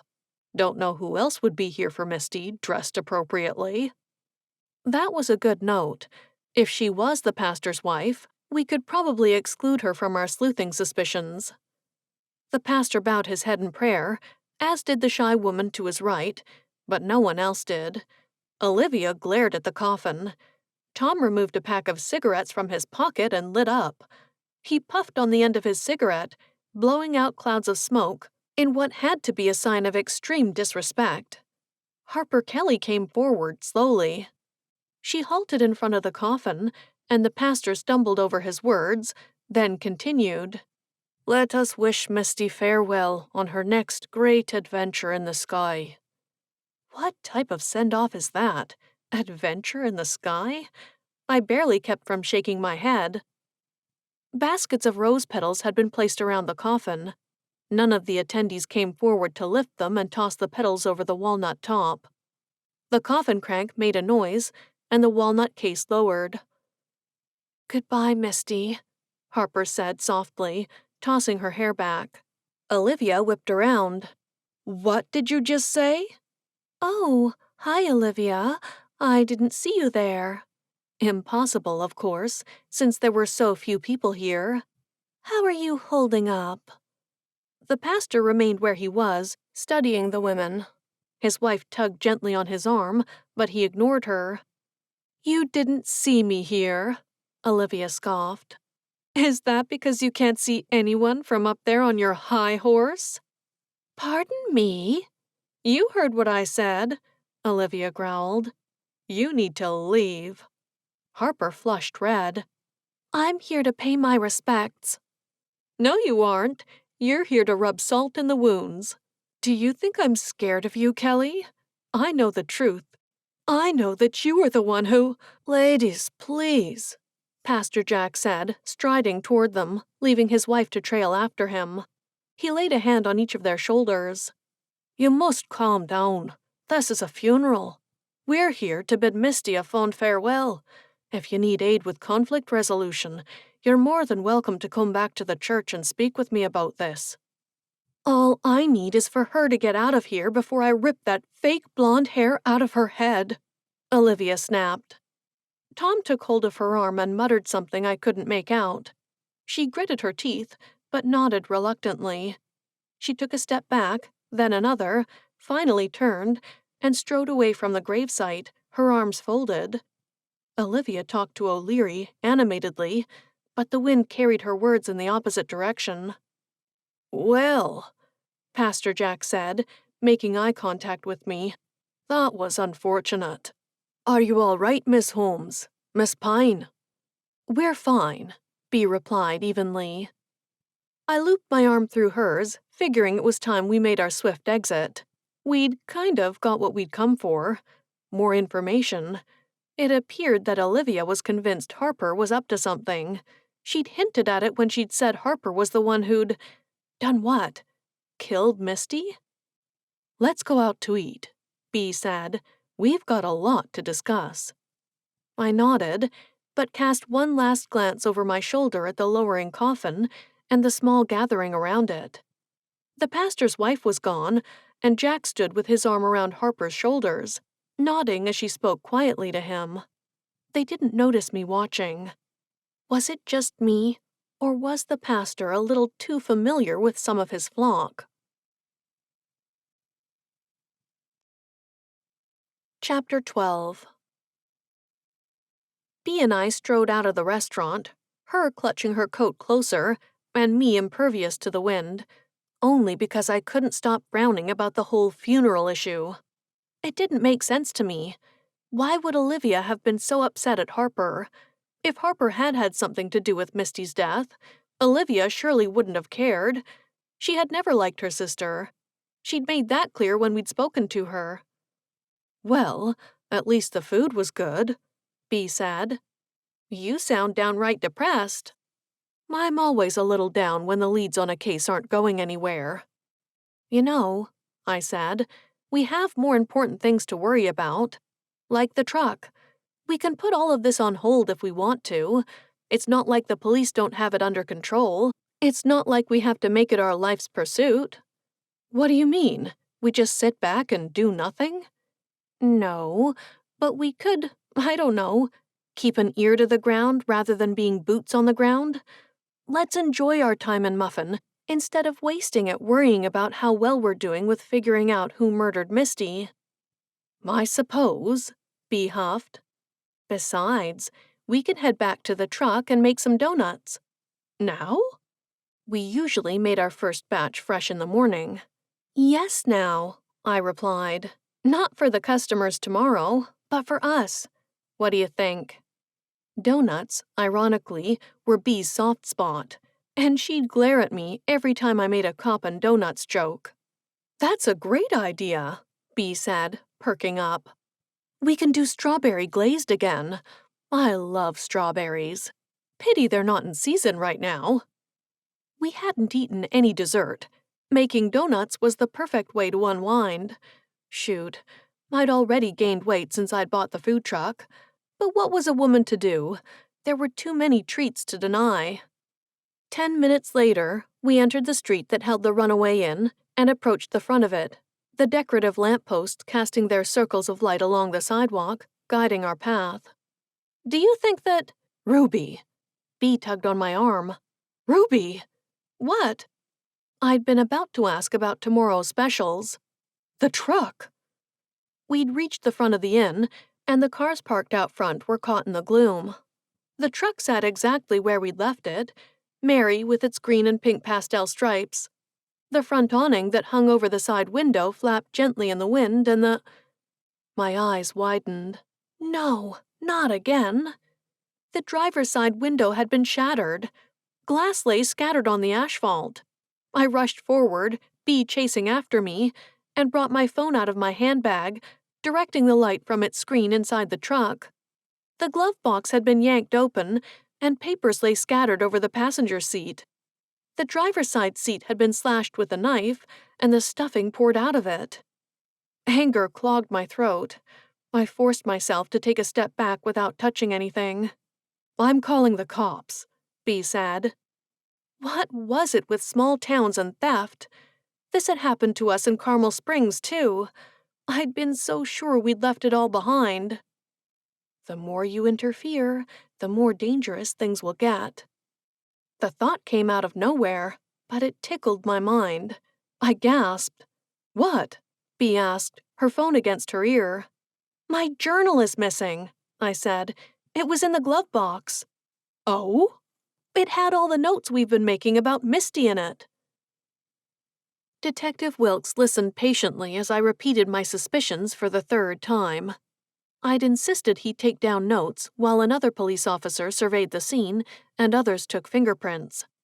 "Ma'am, thank you for the information and suspicions, but until there's physical evidence tying someone to the scene, and that someone is also connected to the scene at the bakery, there's not much I can do but file this as a case of theft." Frustration bubbled through me. "But you've got to understand. Someone wanted that journal because it had my notes in it." "Your notes?" Bee had retreated into the inn to grab us both a cup of coffee after what had happened, and I was on my own here. Doubtless she'd be annoyed if I let anything slip. We'd found that most police officers didn't like it much when we interfered in their cases. "Yes," I said reluctantly. "What notes?" Wilkes ran a leathery tan hand over his face. The man looked as if he'd been chewed up and spit out. "Just, a few things I picked up on serving folks at the food truck." The detective stared at me. I sighed. "You know, about Misty being hated by Olivia and having had a fight with Harper Kelly, and the fact that Tom and Olivia are now a couple. That kind of stuff." "Tom and Olivia," Wilkes said, raising an eyebrow. "Yeah." "And you found out this information how?" "Like I said, just by being on the truck and around town." "Why? Have I told you something you didn't know? Is it about Tom?" I asked. Wilkes ran a finger down his hooked nose, his gaze unfocused now. "We're talking about the same Tom? Thomas O'Leary, Misty's ex-husband?" "Yes." I had to take advantage of this unfocused expression. The detective still hadn't snapped back to reality. "Did Tom and Misty ever fight?" I asked. "You know, verbally or otherwise, while they were married?" Of course, every married couple had fights, but they were divorced, and if Tom had a motive— "A few reports," he said under his breath. "Domestic disputes?" I asked. Detective Wilkes's head came up, and he focused on me, his eyes sharp and hawk-like. "Thank you for the information, Miss Holmes, but I suggest you stop writing notes about the case. We have this under control." How could I believe that when I was still a suspect? And now I knew for sure that I'd had information the detective hadn't. What was worse, my journal was gone. There had been more than just my case notes in there. Some criminal now had my private thoughts and feelings in their hands. "Ruby?" Bee waved from the front step. "You go on inside," the detective said. "We'll finish up out here and check in on you once we're done. I suggest you put a call in to your insurance company." I thanked him, trying not to sound bitter, and headed up the path to the inn. Tomorrow we wouldn't be able to go out and serve our delicious donuts and treats. The truck's window would have to be repaired, along with the seats. Bee handed me a cup of coffee on the porch. "What do you say?" Bee asked. "Ready to get involved now?" "With the case? You bet your bottom donut I am." "A bottom donut?" Bee asked. "That doesn't sound good. Sounds like something that would have been served in Misty's shop." "That's it," I said, snapping my fingers and nearly losing my grip on the coffee cup. We'll go back to the scene of the crime tomorrow. Or Misty's house. If there's going to be anything incriminating about O'Leary, it will be there, Bea said. And with that, the pressure on my shoulders lifted a little. We had a plan. The last thing I wanted was a run-in with another murderer. Chapter 13. There is nothing better than a stack of pancakes dripping in butter and syrup, Bea said, cutting into her pancake and lifting it to her lips. Nothing. She ate the bite with relish, swirling the fork back and forth in front of her mouth. What about waffles? I asked. With ice cream and a cherry on top? I cut into my omelet and ate a piece myself. Mrs. Rickleston and her chef had outdone themselves for breakfast again. The Runaway Inn wasn't like Sam's guest house back in Maine. They had a menu here, whereas Sam had sort of prepared the meals and told us what we'd be getting. I took a sip of orange juice. I was fortified by the food and the cozy atmosphere. It was early. Well, early for most guests, at 8 a.m., and the dining area was empty. I shifted in my chair and peered out the window at the poor food truck, waiting to be taken for repairs. So, the plan remains the same? I asked. Bea chewed on her pancake piece and swallowed, nodding. First the bakery, then the house. Mrs. Rickleston has already divulged the address. The woman's a wellspring of gossip. Good thing we have her around to help us. Bea dragged a slice of pancake through a pool of syrup. There's a problem with that, though. You just know she'll be gossiping about us, too. She seems harmless enough. They all do, Bea said. Until the baker drops dead and we're prime suspects in the murder. Point taken. I was both apprehensive and excited for the day to come. We'd been picking up bits and pieces of information here and there, but to go directly to the crime scene, or to snoop around Misty's house, that was a new level of investigating entirely. One we'd partaken in before, and been punished for. I finished off the last of my omelet and orange juice, then dabbed with a napkin. Bea was still busy, so I filled the few minutes with a stare out of the window at the sun-filled street, the beginnings of early morning activity starting up across the road. People got in their cars and drove off to work, or folks strode down the streets in their warm coats and woolen gloves. Miss Holmes? Mrs. Rickleston had appeared next to our table. Yes? Sorry to interrupt, dear, but I've just received this at the front desk for you. A young girl dropped it off. Mrs. Rickleston proffered a letter in a sealed envelope. My name was written in full in a long sweeping hand on the front. Oh, thanks. I accepted it from her and waited until she'd retreated to the reception area before turning to Bea. That's weird. I haven't gotten an actual letter in ages. Who doesn't have email nowadays? It doesn't have a stamp on it, Bea noted, putting down her fork and scooching her chair around to my side of the table. Do you recognize the handwriting? I don't think so. I turned the envelope over, but there was no return address on the back. Of course there wasn't. It hadn't been sent by mail. A girl had dropped it off. How strange. Here. Bea grabbed her butter knife and handed it over. I slit the top of the envelope with some effort, then turned it upside down and emptied the contents into my lap. A piece of folded paper fell out. I lifted it and opened it up. Ruby, it's been a while, and this letter might come as a shock to you. I'm writing because you left me, and I need the money you owe me. Meet me by the lake with the ducks tomorrow at noon. Daniel. The air in my lungs disappeared. Daniel? My ex-Daniel? The same man who had disappeared without a trace? Who had ghosted me? I blinked, trying to reread the words on the page, but they had turned into blurry squiggles. You're shaking, Bea said, extracting the letter from my grasp and reading it herself. She stiffened. Is this supposed to be from... Yes, my ex. But it says here that you left him?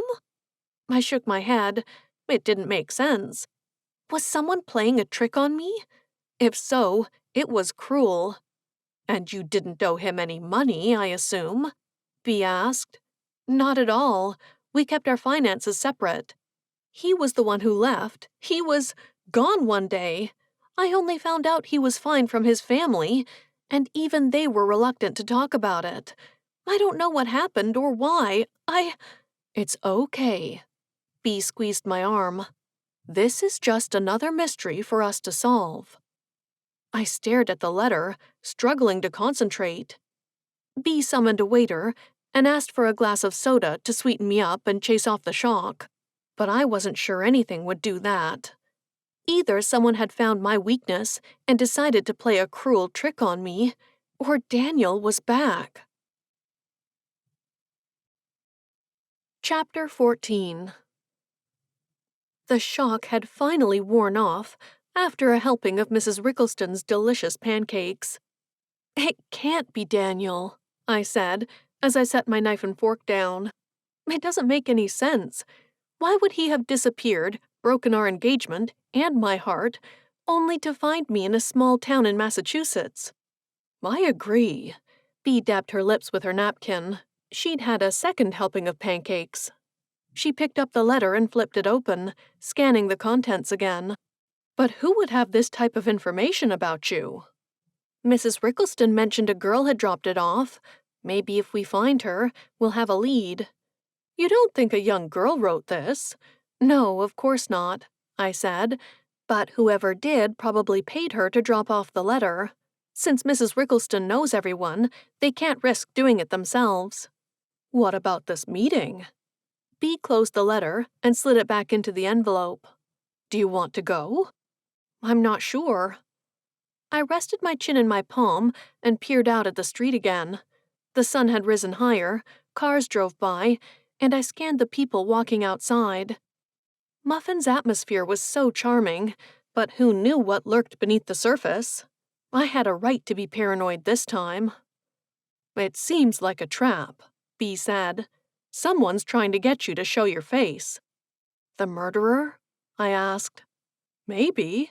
It would make sense that whoever it was didn't want you snooping around town, and the truck has just been broken into. My journal was stolen. The cold sweep of realization washed over me. Then that's how they must have found out.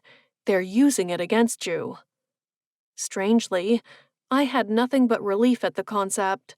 The last thing I wanted was to run into Daniel again. I wasn't ready to confront that part of my past. It was the reason I'd left New York in the first place, so I wouldn't have to deal with the stares and the whispers, and the potential confrontation that might amount from it. Then it's definitely a trap, I said. I'd be interested to go, but I don't want to be stupid. Yeah, walking into a murderer's snare isn't exactly on my bucket list. Bea handed me the envelope, and I tucked it into my handbag to keep as evidence. Then the plan remains the same for now, I said. We head out to the crime scene and Misty's house, and we take it from there. Maybe we'll find some evidence that incriminates someone. And then we can give that to the police and go to this meeting tomorrow with Daniel. What do you think? A gleeful, gap-toothed grin appeared on Bea's face. Let's do this. Going back to the bakery had turned out to be a terrible idea. The place was locked, with a police department seal still on the front door. Cupping our hands and placing them to the glass had only provided us with a darkened glimpse of the bakery's grubby linoleum and the empty counters. But that failure was behind us now. I followed in Bea's footsteps as we darted along the fence that bordered Misty's property. Or what had been her property. Who knew what had happened afterward? Had Olivia gotten everything? Or perhaps it had been her ex-husband, Tom? That would have explained why they were so cozy now. It was late afternoon, but the house next door to Misty's was empty, missing its curtains, and its window panes covered in a layer of dust. Misty's home was brick and set back from the road behind a high fence. The side fence, however, the one we stalked along, wasn't as tall. The flower beds under Misty's windows were completely empty, and she had no porch to speak of. A selection of empty bottles sat outside the front door, not milk, but wine, champagne, and beer. A broken wind chime spun in circles under the eaves, clacking noisily. Creepy, I whispered. Agreed. Now let's get over this fence without anyone getting suspicious. No offense, but we look pretty suspicious. 2 women wearing black coats and gloves climbing over a fence into a dusty yard? No time to worry about that now, Bee said as she clambered over. She landed, stumbled, and caught herself. 10 points for elegance. Why, thank you, she said. I followed her and stumbled myself. I tripped and Bee caught me. See? Not as easy as it looks, she said. I take back my initial assessment. I brushed myself off, resisting the urge to duck low. We were pretty much hidden from the road behind Misty's tall fence. Bee walked to the front of the house and up the steps. She stopped, frowning at the bottles lying on their sides. I don't mean to judge, but it looks like somebody might have had a problem. That doesn't mean anything, though, I said. She could have had a drinking problem, but could that have had anything to do with the murder? Bee tried the front door. Locked. Do you have a hairpin? I fluffed my short brown hair. Sorry, no. You're not seriously telling me you could pick the lock on that door? Not now, anyway. Let's check the windows. You take that side of the house, and I'll try this one. We split up and headed in opposite directions. I wasn't about to break a window to get into the house, but I tried every one. All of them were sash and locked tight, most with their curtains drawn. Here, Bee hissed from the corner of the house, gesturing frantically. I found one. I hurried after her, through the battered and dry flower beds, and toward the other side of the house. Bee had found an open window into a bathroom. Boost me up, Bee said, and I'll come around and open for you. I formed a cradle with my hands, and Bee, who was supposed to be in her 60s and not a gymnast, heaved herself through the window and slid out of sight, kicking her feet. Something broke inside the bathroom, and a few thumps sounded. Are you okay? I whispered. Fine, she replied, in a strangled voice.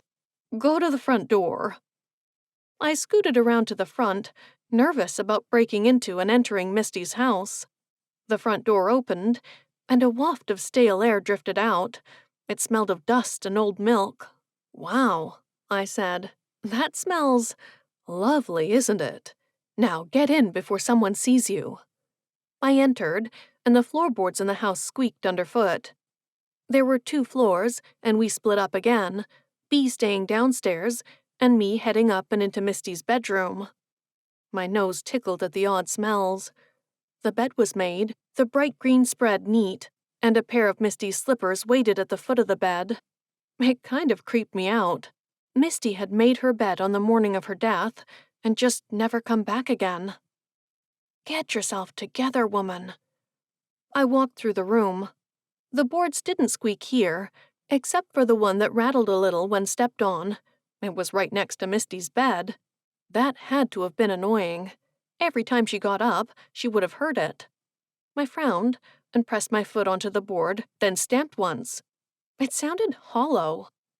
That's weird, I muttered, bending down and peeking under the bed. There was nothing under it, thankfully. I placed my fingers on the loose board and pressed down on it again. It rattled. I knocked on it, and there was that hollow sound again.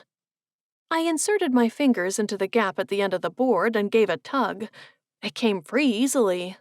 Would you look at that? A decorative box had been secreted underneath the floorboards. I extracted it. I got up and rushed to the door. Bee, I called, allowing my voice to project, but not yelling. You've got to see this. Footsteps hurried through the house, and Bee appeared at the foot of the stairs. What is it? I found a box. A box? Yes, under the floorboards. Bee was up the stairs like a bullet out of a gun. We opened the box, standing over the gap next to the bed. The secret trove was filled with stationery, envelopes, and a few letters. My heart thumped in my chest. Stationery. And it looked similar to the style of letter I'd gotten. Hold this, I said, and handed her the box. I shoved my hand into my pocket and brought out the envelope. B extracted one from the box, and we compared. The same, B said. Curious. Downright weird. Do you think someone broke in and stole the stationery? That or Misty's come back from the dead to taunt you, B said. What are all of these, anyway? She extracted the notes that had been written on and paged through them. Robes, look at this. She gave me one. I scanned the page and compared the handwriting to the letter I'd received from Daniel. They weren't a match. Read it, B said, opening another. Attention, Miss Kelly. Your payments are overdue. If you want to continue this relationship, you'll have to pay up. That, or the sensitive information you don't want revealed, will come out. M. Blackmail, I said. Misty was blackmailing Harper. So, it wasn't just a punch-up in the street. Harper said she'd only asked for money. Nothing about blackmail. Exactly, I said. Chapter 15. I'd hoped never to return to Harper Kelly's art gallery. A vain wish, because my eyes couldn't take the brightness, and I just wasn't the type of person who hung around sipping champagne and chatting about expressive colors. Here we go again, B said, stopping in front of the gallery. The glass doors were open once again, but the gallery was quiet today. The counter near the front didn't hold its usual tray of faux champagne. Is it open? I asked. Silly question. Of course it is. I highly doubted Harper would have left the doors to the gallery ajar if she wasn't open for business. It's dark inside. B was right. The interior of the gallery was dimmer than it had been the last time, and not just because of the paintings. The lights had been dimmed. I checked my watch. It was late afternoon, and the sun had darted behind clouds and reappeared again in the slate-colored sky. Spooky, I said. B rolled her eyes at me. Come on, let's find her. We entered and stopped just inside, a breeze tugging at our coats. Classical music tinkled from the speakers as usual. We'd found Harper near the back last time, so I headed off in that direction. The colorful artwork was still there, but it wasn't as taxing on the eyes. Miss Kelly? My voice rang out through the empty space and bounced off the abstract shapes in their frames. Miss Kelly, are you in here? You'd think she'd have put up one of those back in 5 minutes signs if she'd left. Very small-town thing to do. Exactly. B wandered off to the left and disappeared behind some of the displays. I headed toward a door at the back of the room. Possibly it led into the office. Could Harper be in there? Miss Kelly? I rapped my knuckles on the polished wood. Are you in there? I tried the brass knob, but the office door was locked. Shoot, where is she? I circled back to the paintings with their shades of yellow and blue, wincing under their scrutiny. Apparently, Harper liked eyes. Painting lots of them, at least. It was very Big Brother, and I held back a shiver. The gallery was quiet. The tinkling piano music cut off. What on earth? B? I hissed. B! No answer. Oh, heavens, what now? My blood rushed in my ears, and I tiptoed forward, peering around the standing displays, just in case. A clatter sounded from nearby, behind one of the displays, and my heart leaped into my throat. I opened my mouth to call B's name again, but no words would come out. You can do this. I fumbled in my purse for my pepper spray and brought it out with trembling fingers. I checked the nozzle was pointed in the right direction, away from me. Knowing my luck, I would wind up spraying myself and presenting an easy target for the killer. It's not the killer. Relax. The clatter came again, and then a muttering, shuffling noise around the back of a display. This is it. On 3. 3, 2, 1. I leaped around the side of the divider, bringing up the pepper spray. Freeze! B let out a yelp and hopped on the spot, lifting her hands. She lowered them again, glaring at me. Ruby, what on earth are you doing? You scared the heart right out of my chest. What am I doing? What are you doing? I tried not to stammer. Why didn't you answer me? And what happened to the music? I didn't hear you, and I tripped over the darn stereo cord thingy. It must have come out of the socket. I was kind of preoccupied anyway. Bea gestured to the desk in front of her. She'd found her way to the reception area, near the front, and was behind it, messing around with the desk drawers. What are you doing? Snooping. When the cat's away, the mice will play, Bea said. And we're the mice. I have a feeling there might be a tasty bit of cheese in this drawer. We just have to be quick about it. But it's locked. Do you have a— No, Bea, I don't have a hairpin. We went over this already, remember? Right. She fisted her hips. Well, shoot. What about the computer? I gestured to the laptop sitting on the desk right in front of her. If we were going to sleuth and potentially get caught, we might as well do it right. People keep everything on their computers. You never know what we might find. Can't figure out the password, Bea said, and kept fiddling with the desk. By the way, were you really going to spray me? If you were an evil murderer, definitely. Bea grunted. I squeezed past her and bent over the laptop, my gaze darting to the front of the gallery in case the assistant or Harper decided to reappear. I tapped my fingers on the keys. If I was Harper's password, what would I be? I tried the obvious combinations first, like 12345 and admin, but no luck. Apparently, Harper was more creative than that. Think, Ruby. This is an art gallery computer, or Harper's personal laptop that she carries around with her. Creative. That was the key word, but not the password. I racked my brain, going over what Harper, Bea, and I had talked about earlier in the week. Picasso, I whispered. Bless you, Bea replied. No, the password. I think I know what it might be. Harper had mentioned her inspiration for her lurid art had come from Picasso, who was turning in his grave somewhere. I typed the artist's name into the password box and hit enter. Bingo! We're in. How did you do that? Bea asked. Deductive reasoning. So, a lucky guess? Pretty much. I opened up Harper's recent documents, but there was nothing of note, apart from a few accounts that were unpaid, judging by their final notice print in bold at the top. Try her email, Bea said. That's usually where all the juicy stuff is hidden. Bea shifted her weight from one foot to the other, switching out her gaze from the laptop to the street. And hurry! I opened up her email and scanned her inbox. Threatening emails took up most of it. I scrolled, then switched through the other folders, spam, sent, and trash. An email waited in the trash folder. Oh, look at this. Bea leaned in, and we read the email together. H. Meet me at 10 in the church on Saturday. Use the side door. Delete after reading. It wasn't signed by anyone, and the email address was a random combination of numbers from a Yahoo account. Bea and I exchanged a glance. Tomorrow's Saturday.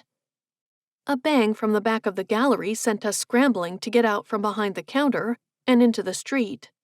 Saturday at 10. It seemed Harper Kelly had something to hide after all. I would have bet my last cupcake that it had to do with Misty's death. Chapter 16. The church was unlocked, the grand wooden doors thrown wide open every morning. We'd passed it in the food truck each time we'd gone to the lake to set up shop. Today was no different, of course, but it felt that way. Butterflies, the non-romantic kind, made their intentions clear in my tummy as we approached the church. It was perfectly normal for two women to go to church on a Saturday at 10 a.m., but here I was, worrying, anxious. Ruby, you're pale. Sorry, I said. I don't know what's gotten into me. I think it's just the combination of everything. The food truck being in for repairs, and the mystery, and now this, a clandestine meeting. What if it's got nothing to do with the murder? Then we'll follow another lead, Bea said. But between you and me, who else would it be between? Between you and me, Bee repeated. I think we're about to get the clue we've been waiting for. We circled around the rough stone side of the church and found the door the note had mentioned. Here we go, I whispered. Bee tried it, then frowned. The heavy door didn't budge. It's locked. Locked? But why would the person who sent the email have told Harper to come through the side door if it was locked? Maybe it's a trap. They could be waiting in the... Bee trailed off. There weren't bushes anywhere nearby, but there were trees much further back, across the green grass that the pastor clearly tended to. Or the gardener who worked for the church. Not that it mattered. Heavens, my mind was all over the place. Let's go around the front, Bee said. We can check out the side door from the inside. Besides, it's only 9:45 a.m. We're early. Hopefully, Bee's explanation was correct. That or we'd somehow gotten the wrong time? But no, the email had been clear. 10 a.m. on Saturday. We walked back around to the front of the church, arm in arm, and entered it. The inside of the church was gorgeous. A colored glass window sat above the pulpit, and the pews were polished and decorated with the odd crimson cushion. The stone floor was accented by a central rug that trailed between the pews and led up to the front dais. Look at this place, I said. It's so historical. It is, Bee said, looking up at the ceiling and the gallery of chairs above. Big enough to seat the entire town. I tugged on her arm, and we strode between the pews, our footsteps muted on the carpeting, then loud on the stone. We headed for the side of the church, but the door there was still shut, and the place was silent. Bee and I waited in one of the pews, bowing our heads and darting glances at the supposed meeting spot, until 15 minutes had passed, and then another 5. Nothing, Bee said, checking her watch. Did we get the time wrong? The meeting place? No, we didn't. Maybe they called it off, or maybe Harper decided she wasn't going to show. But then the one who organized the meeting would still be here. Right. I got up and walked to the side door of the church. It was sequestered in an alcove, separate from the church's main worship area. I frowned, folding my arms and peering around at the empty section. What's that? Bee asked, just as I'd spotted it. A book had been left next to the door, a book I recognized. It had a thick purple leather cover and the word journal printed across its front. My diary, I said, and picked it up. I flipped it open, and a note fell from it. Bee caught the letter before I could. Hide this for me. Bee turned the note over. That's all it says. The dots connected, and I shook my head. The person who had broken into my truck was the same one who'd organized a meeting with Harper. And that person had probably written me the note as Daniel as well. I flipped through my journal and found a few entries had been marked with a folded corner of the page. They all had details of my history with Daniel, my fears and insecurities. I flushed red hot. Who had done this, and why? We should go find Harper, Bee said. She has to know what's going on. She's in on this. Shouldn't we talk to Detective Wilkes first? No. No, we shouldn't. Let's confront her. She'll know something, Ruby. We'll squeeze it out of her. And that meant it was back to the gallery. At least I wasn't anxious anymore. Now I was downright angry.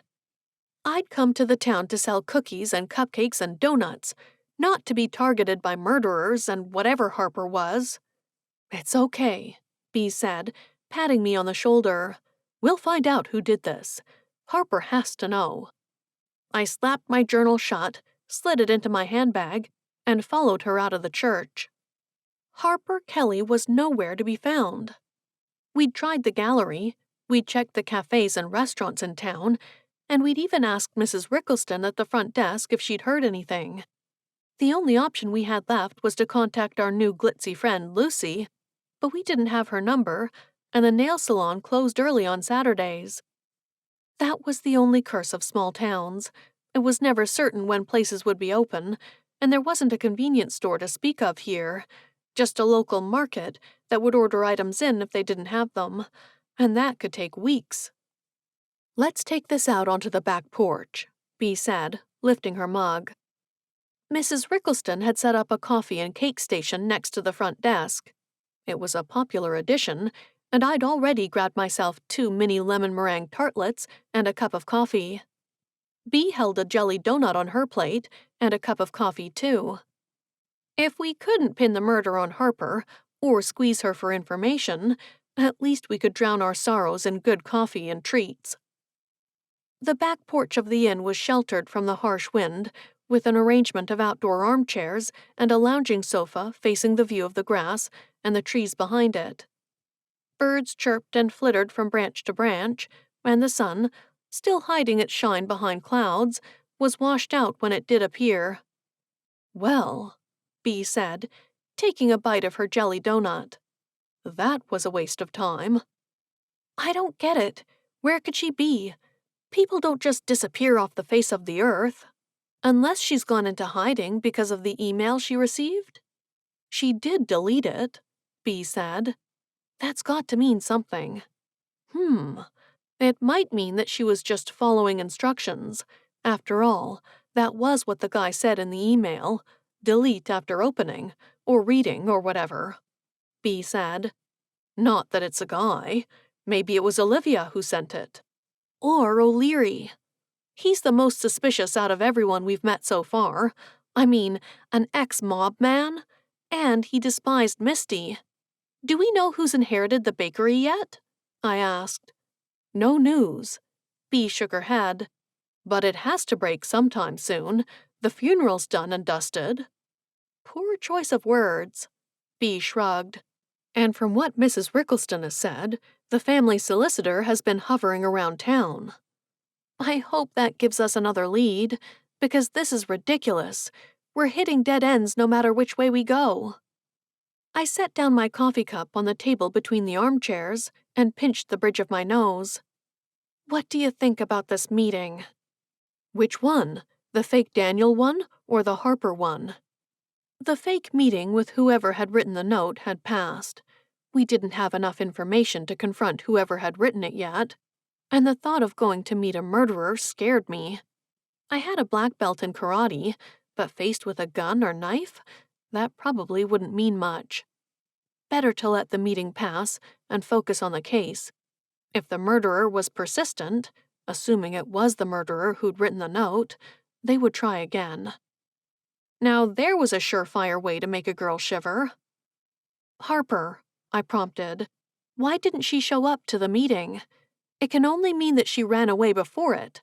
I mean, she seems to have left her gallery in a rush. Or she's just running errands. And no one's seen her this morning? That doesn't make sense." Bea nodded. "What do we do now?" "You're asking me? You're the ex-cop. And you're the ex-investigative journalist." Boy, there's a mouthful. Bea finished off her donut and licked sugar off her lips. "We have to find Harper. Or we need to find out who she was meeting with." "Yes, but there's no way to do that, is there?" An idea blinked off like a light bulb above my head. "Hold on a second." I grabbed my handbag from next to the chair and lifted it into my lap. I extracted the threatening note I'd received from Daniel.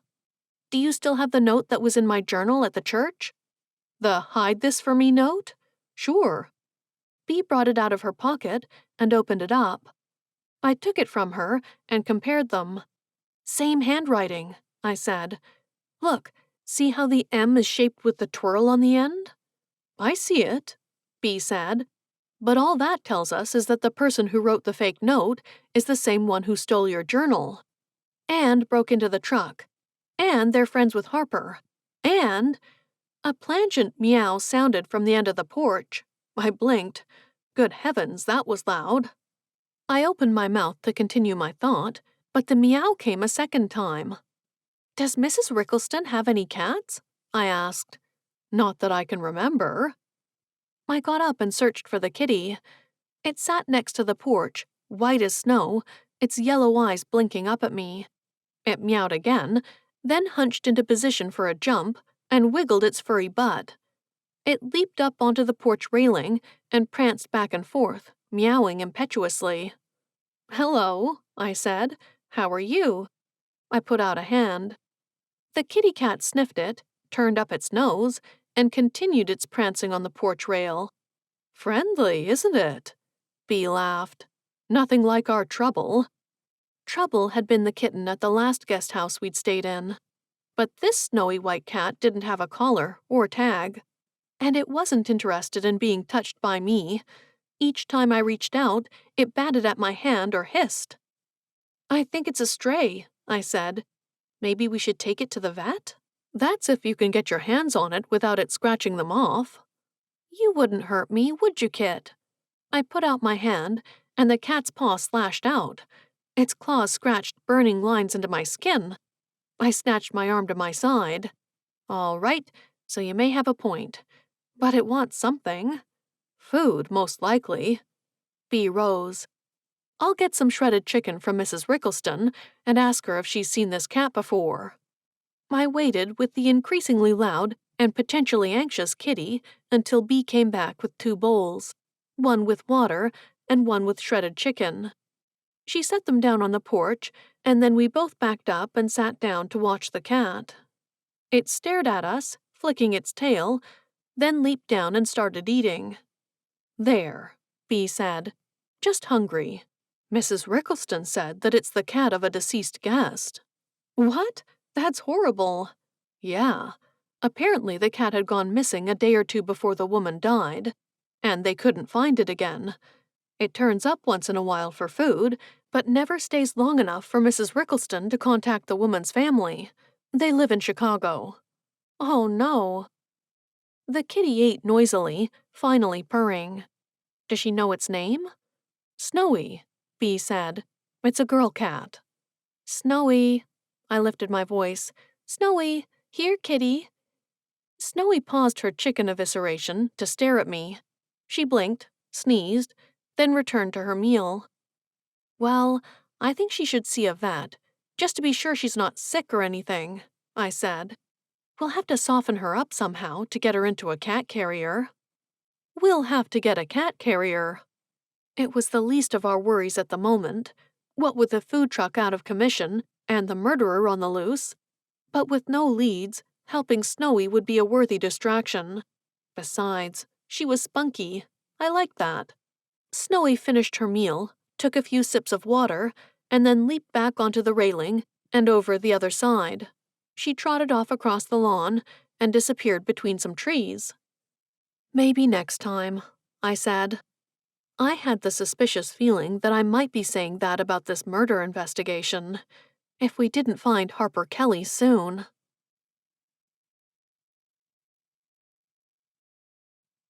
Chapter 17. That night, I lay in bed with a book open on my lap, twiddling my toes under the covers and frowning. I'd reread the same line about 10 times, and that wasn't like me. I was the type who disappeared into books without much prompting. My room was as small and sweet as ever, comfortable and warm, with a fire that had been lit in the fireplace by the turn-down service, but I couldn't get cozy. It's the meeting. It doesn't make any sense. I sighed and pinned my finger between the book's pages, catching a glance over at the alarm clock on my bedside table. 9 p.m. I narrowed my eyes at the pearly white face of the alarm clock. 9 p.m. Why did that seem important? Relax, you're too stressed. But no, there was something important about that time. Wasn't there? I found my bookmark, slipped it between the pages, and set my book aside, nudging the clock. "You need to sleep. It's getting late." The lecture did nothing to relax me.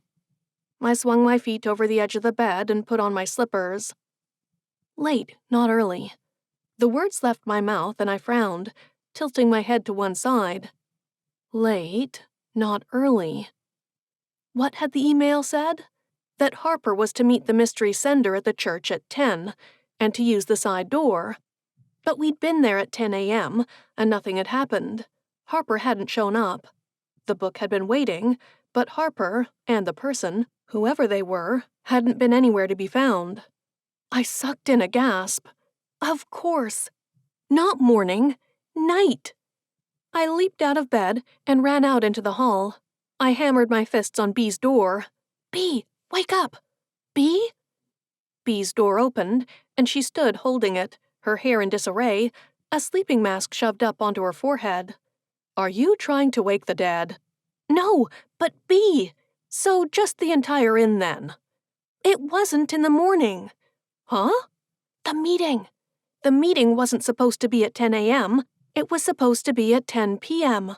We just assumed it was the morning because, well, I don't know why, because we just went with it." Bee's scowl evaporated. "What time is it?" "It's just past 9. "I'll meet you downstairs in 5 minutes," Bee said, and slapped the door shut in my face. I didn't have a problem with the rudeness. I was too excited about what was to come. Catching Harper and her accomplice in action. Bee and I wore our all-black outfits with matching gloves, even though it felt a little ridiculous sneaking through the park, past the duck pond, and along the lamplit pathways toward the opposite street.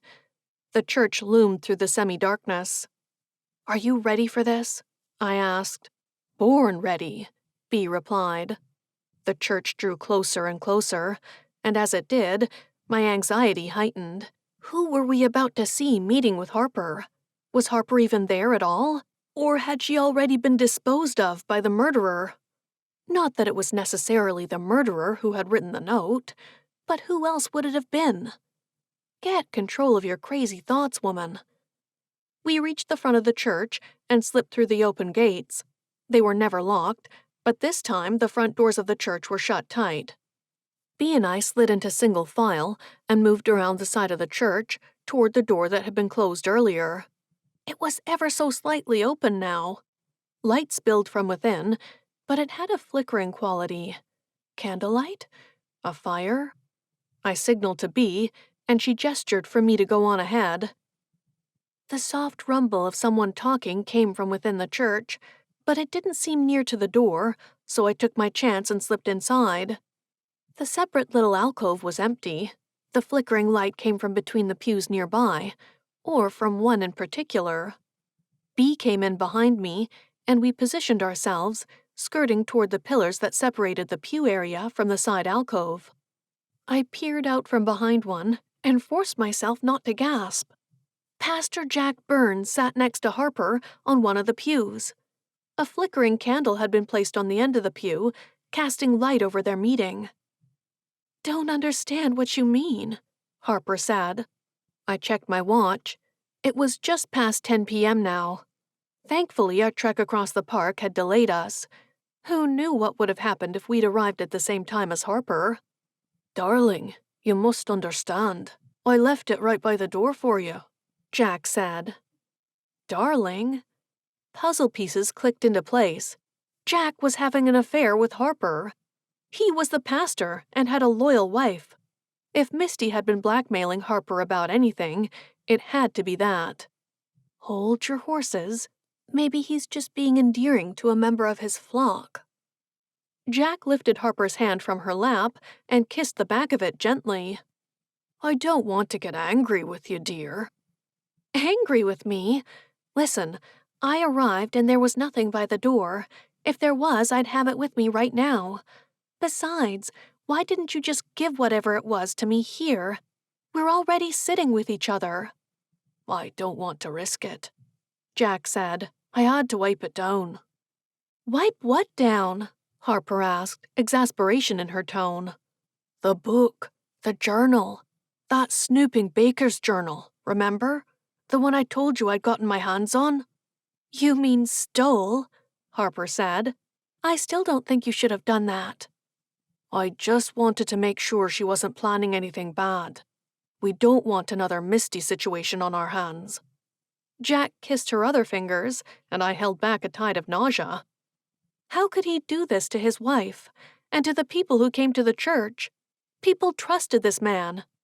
If he was having an affair, and he'd clearly broken into my truck and stolen my journal and case notes, what else was he capable of? "Why do you want me to have the journal?" Harper asked. "I don't want anything to do with this. I had enough trouble with Misty. Can you believe the police actually questioned me about it?" "You didn't tell them anything about us, did you?" "Of course not, Jack. I'm not stupid," Harper replied. "But I'm getting tired of hiding everything. I wish you would just leave her once and for all. Then we could be together. We could be happy." Jack brushed his fingers over her cheek. "You know I can't do that. Besides, we wouldn't have the money to run away together." "But I can help with that. I told you." "I don't have any money of my own. If my bank account had a bigger balance, then maybe—" "Is that all that's keeping you from leaving with me?" Harper asked. "We could move to New York together. To Soho. I'll transfer money into your account if that's how you feel." "Maybe," he said, and drew her into a hug. "I think I'm going to throw up," Bea breathed. I got the odd feeling that Harper would do better not to give Jack any money. The whole situation was strange. He had broken into my truck and viciously gutted my upholstery just because he wanted the diary? It had seemed more like a warning. "The journal is probably by the door, dear," Jack said. "You just missed it. Why don't you go and check if it's there? I'll wait." Ice flooded my veins. "Harper incoming." "Do I have to?" "Yes, dear. It's important." "Fine." The pew creaked. I twirled my finger at Bea and pointed to the side door. We rushed out, half running, half tiptoeing, holding our breaths. We darted across the churchyard. I looked back every few steps, but Harper didn't follow us out, and the sliver of light leaking from the door remained the same until I ran around the corner and into the night. Chapter 18. "Harper doesn't seem to know anything, other than the fact that Jack needs money," I said, pacing back and forth in the entry hall of the inn. We'd only just gotten back, but the place was quiet, and the coffee station was empty. We'd have no luck getting any now, not here, unless I headed into the kitchen and snooped around. "Let's talk about this somewhere else," Bea said. "Upstairs?" "No, outside, on the back porch," she said. "I'll run upstairs and get my phone. Make us each a hot cocoa and bring it down. Sound good?" "Yes." It would give me time to brainstorm. Thankfully, there were hot cocoa stations in our rooms for our convenience. Bea hurried off, and I took a calmer stroll through the inn and to the back porch. I opened the door and let myself out, finding a seat on the same armchair as earlier. The porch lights were on, but they hardly shed any light further than the back steps. Harper was being blackmailed about her relationship. Jack felt threatened by it. Could he have taken the next step? Bea reappeared with her phone and 2 mugs of cocoa about 5 minutes later. She handed me a cup, and I took it gratefully, blowing on the top, then drawing some of the sweetness into my mouth. How surreal. We'd been sneaking through a church just a few minutes ago, and now we were here, sipping cocoa and talking about the results of our investigation. "Why did you need your phone?" I'd been so caught up in the whole Harper-Jack affair, I hadn't bothered asking. "I'm calling a buddy of mine in Boston. He might be able to help me with the case." "How?" I asked. "Let's just say he's a cop who knows things he shouldn't. And if there's anything we need to know about this Jack guy, he'll know about it." "Are you sure?" I asked. "I don't see how he'd know anything if Jack is part of Muffin and this guy's not a cop here." "Trust me," Bea said. "My friends are not only in high places, they're highly intelligent." She got up and paced to the other end of the porch, where we'd run into the kitty cat, Snowy, earlier. Her bowls were still there, empty now. Bea tapped on her phone screen and then placed it to her ear. "Well, here we go," I murmured. Would Bea find out anything new about Jack? Maybe not, but it was worth a shot, and my suspicions had grown about Harper and the pastor. It just didn't sit right with me. A pastor having an affair like that. He could have been capable of— Dirk, Bea said. Sorry to call so late. Her tone was businesslike. Yeah, it's been a while. Listen, I need some help here. I've got a person of interest, and I need to know what you know. Know what I mean? That's a lot of knowing things, I whispered to myself. Right. Pastor Jack Byrne. Bea turned away from the railing and met my gaze. Yeah, you heard me right. He's not? Not at all? Really? Now that's interesting. Well, thanks for your time, Dirk. Talk soon. She hung up. That's it? I asked. Bea pocketed her phone and sat down. That's interesting. What did he say? Jack isn't a pastor. He's got a rap sheet as long as forever. He's a complete con man, and apparently, he's wanted in Boston for a previous murder. Dirk is getting in contact with his superiors and the detective here right now. So he'll be brought down either way. But what if he wasn't the one who— Heavy footsteps thumped around the side of the inn, and a dark figure sprinted into view. I gripped Bea's arm. She got up and I went with her. The figure came into the light. Pastor Jack Byrne, or rather the conman Jack Byrne, strode up the back steps of the quaint clapboard inn and stopped in front of us. He wore a black shirt, minus the white clerical collar. He tilted his head to one side, tucking his hands into the pockets of his pants. Hello, ladies. Pastor, I said, nodding. Harper tells me you are sneaking around the church tonight, he said. Any particular reason for that? No idea what you're talking about, Bea said. We've been here. That must be why you're both wearing all black. He drew a gun out of his pocket and pointed it at me. The game's over. You know I killed Misty. You figured it out. Actually, no, we hadn't quite reached that conclusion yet, Bea said. We had our suspicions, though, I put in. Thanks for confirming them. I'd gone cold all over, and it had nothing to do with the rolling clouds above, nor the first spatters of rain on the grass in the backyard. He was here. Misty knew you weren't a pastor. It wasn't just about the affair, was it? Misty liked to stick her nose where it didn't belong. She was a sneak, always trying to find the worst in people, always looking for dirt to use. And she found it, Bea said. Correct. By going through my things. But that doesn't matter now. He shifted the gun toward Bea, then back to me again. You won't know anything by the end of tonight. And Harper, well, shoot, she's my meal ticket out of here. She'll give me what I need, and I'll be on my way. Mexico, here I come. He hooted the last part. My gaze fixed on the gun, glinting by the light from the wall sconce. What could we do? If I screamed for help, he'd shoot one of us. If I tried to reason with him, A scratching noise sounded, and Snowy the cat leapt up onto the railing next to the fake pastor. He didn't seem to notice. Any last words? That's so cliché, Bea said. Suit yourself. Jack swung the weapon toward her. Snowy let out another of her incredibly loud meows and leaped onto the fake pastor's hand. She dug her kitty claws into his flesh and brought her fangs down on his knuckles. Bea and I dove aside. Jack screamed and stumbled backward, dropping his gun. Snowy leaped onto Jack's head and went into full kitty attack mode. The gun! Bea yelled. I skidded across the rough floorboards and grabbed the gun. I brought it up and directed it at the murderer. He ran around in circles in the backyard, screaming as Snowy ravaged his head and rain fell from the laden clouds above. Finally, Snowy released him and rushed off into the trees, but it was too late. Jack's face was streaked with blood from the attack, and he wore a look halfway between fury and terror. That cat just saved our lives.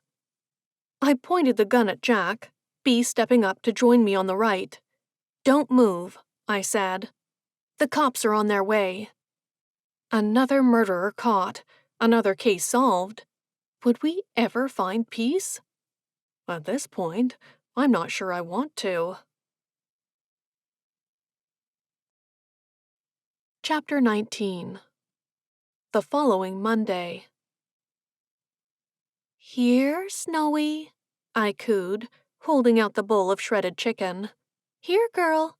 Come on, kitty cat, it's okay. It's just me."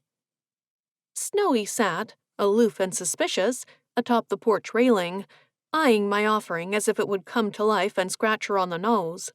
Heavens, not that she couldn't defend herself. This cat was the sawed-off shotgun of cats. She had taken down a murdering conman single-handedly.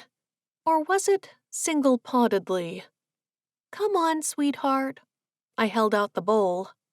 Over the past 2 days, I'd been practicing getting her to come closer each time I brought out the food. I liked this girl's gumption.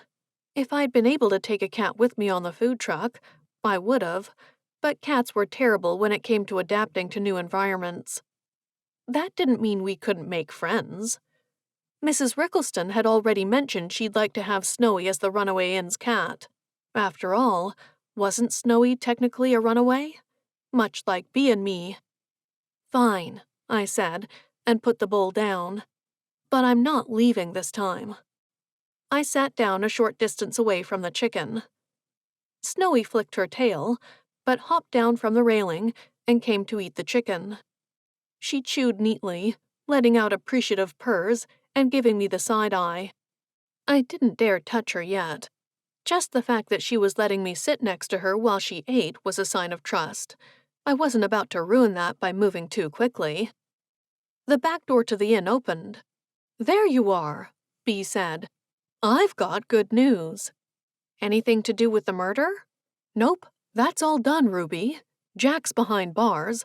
Harper's already closed her gallery and is talking to the cops about being an accomplice to the crime. Olivia has inherited her sister's bakery. And Tom O'Leary?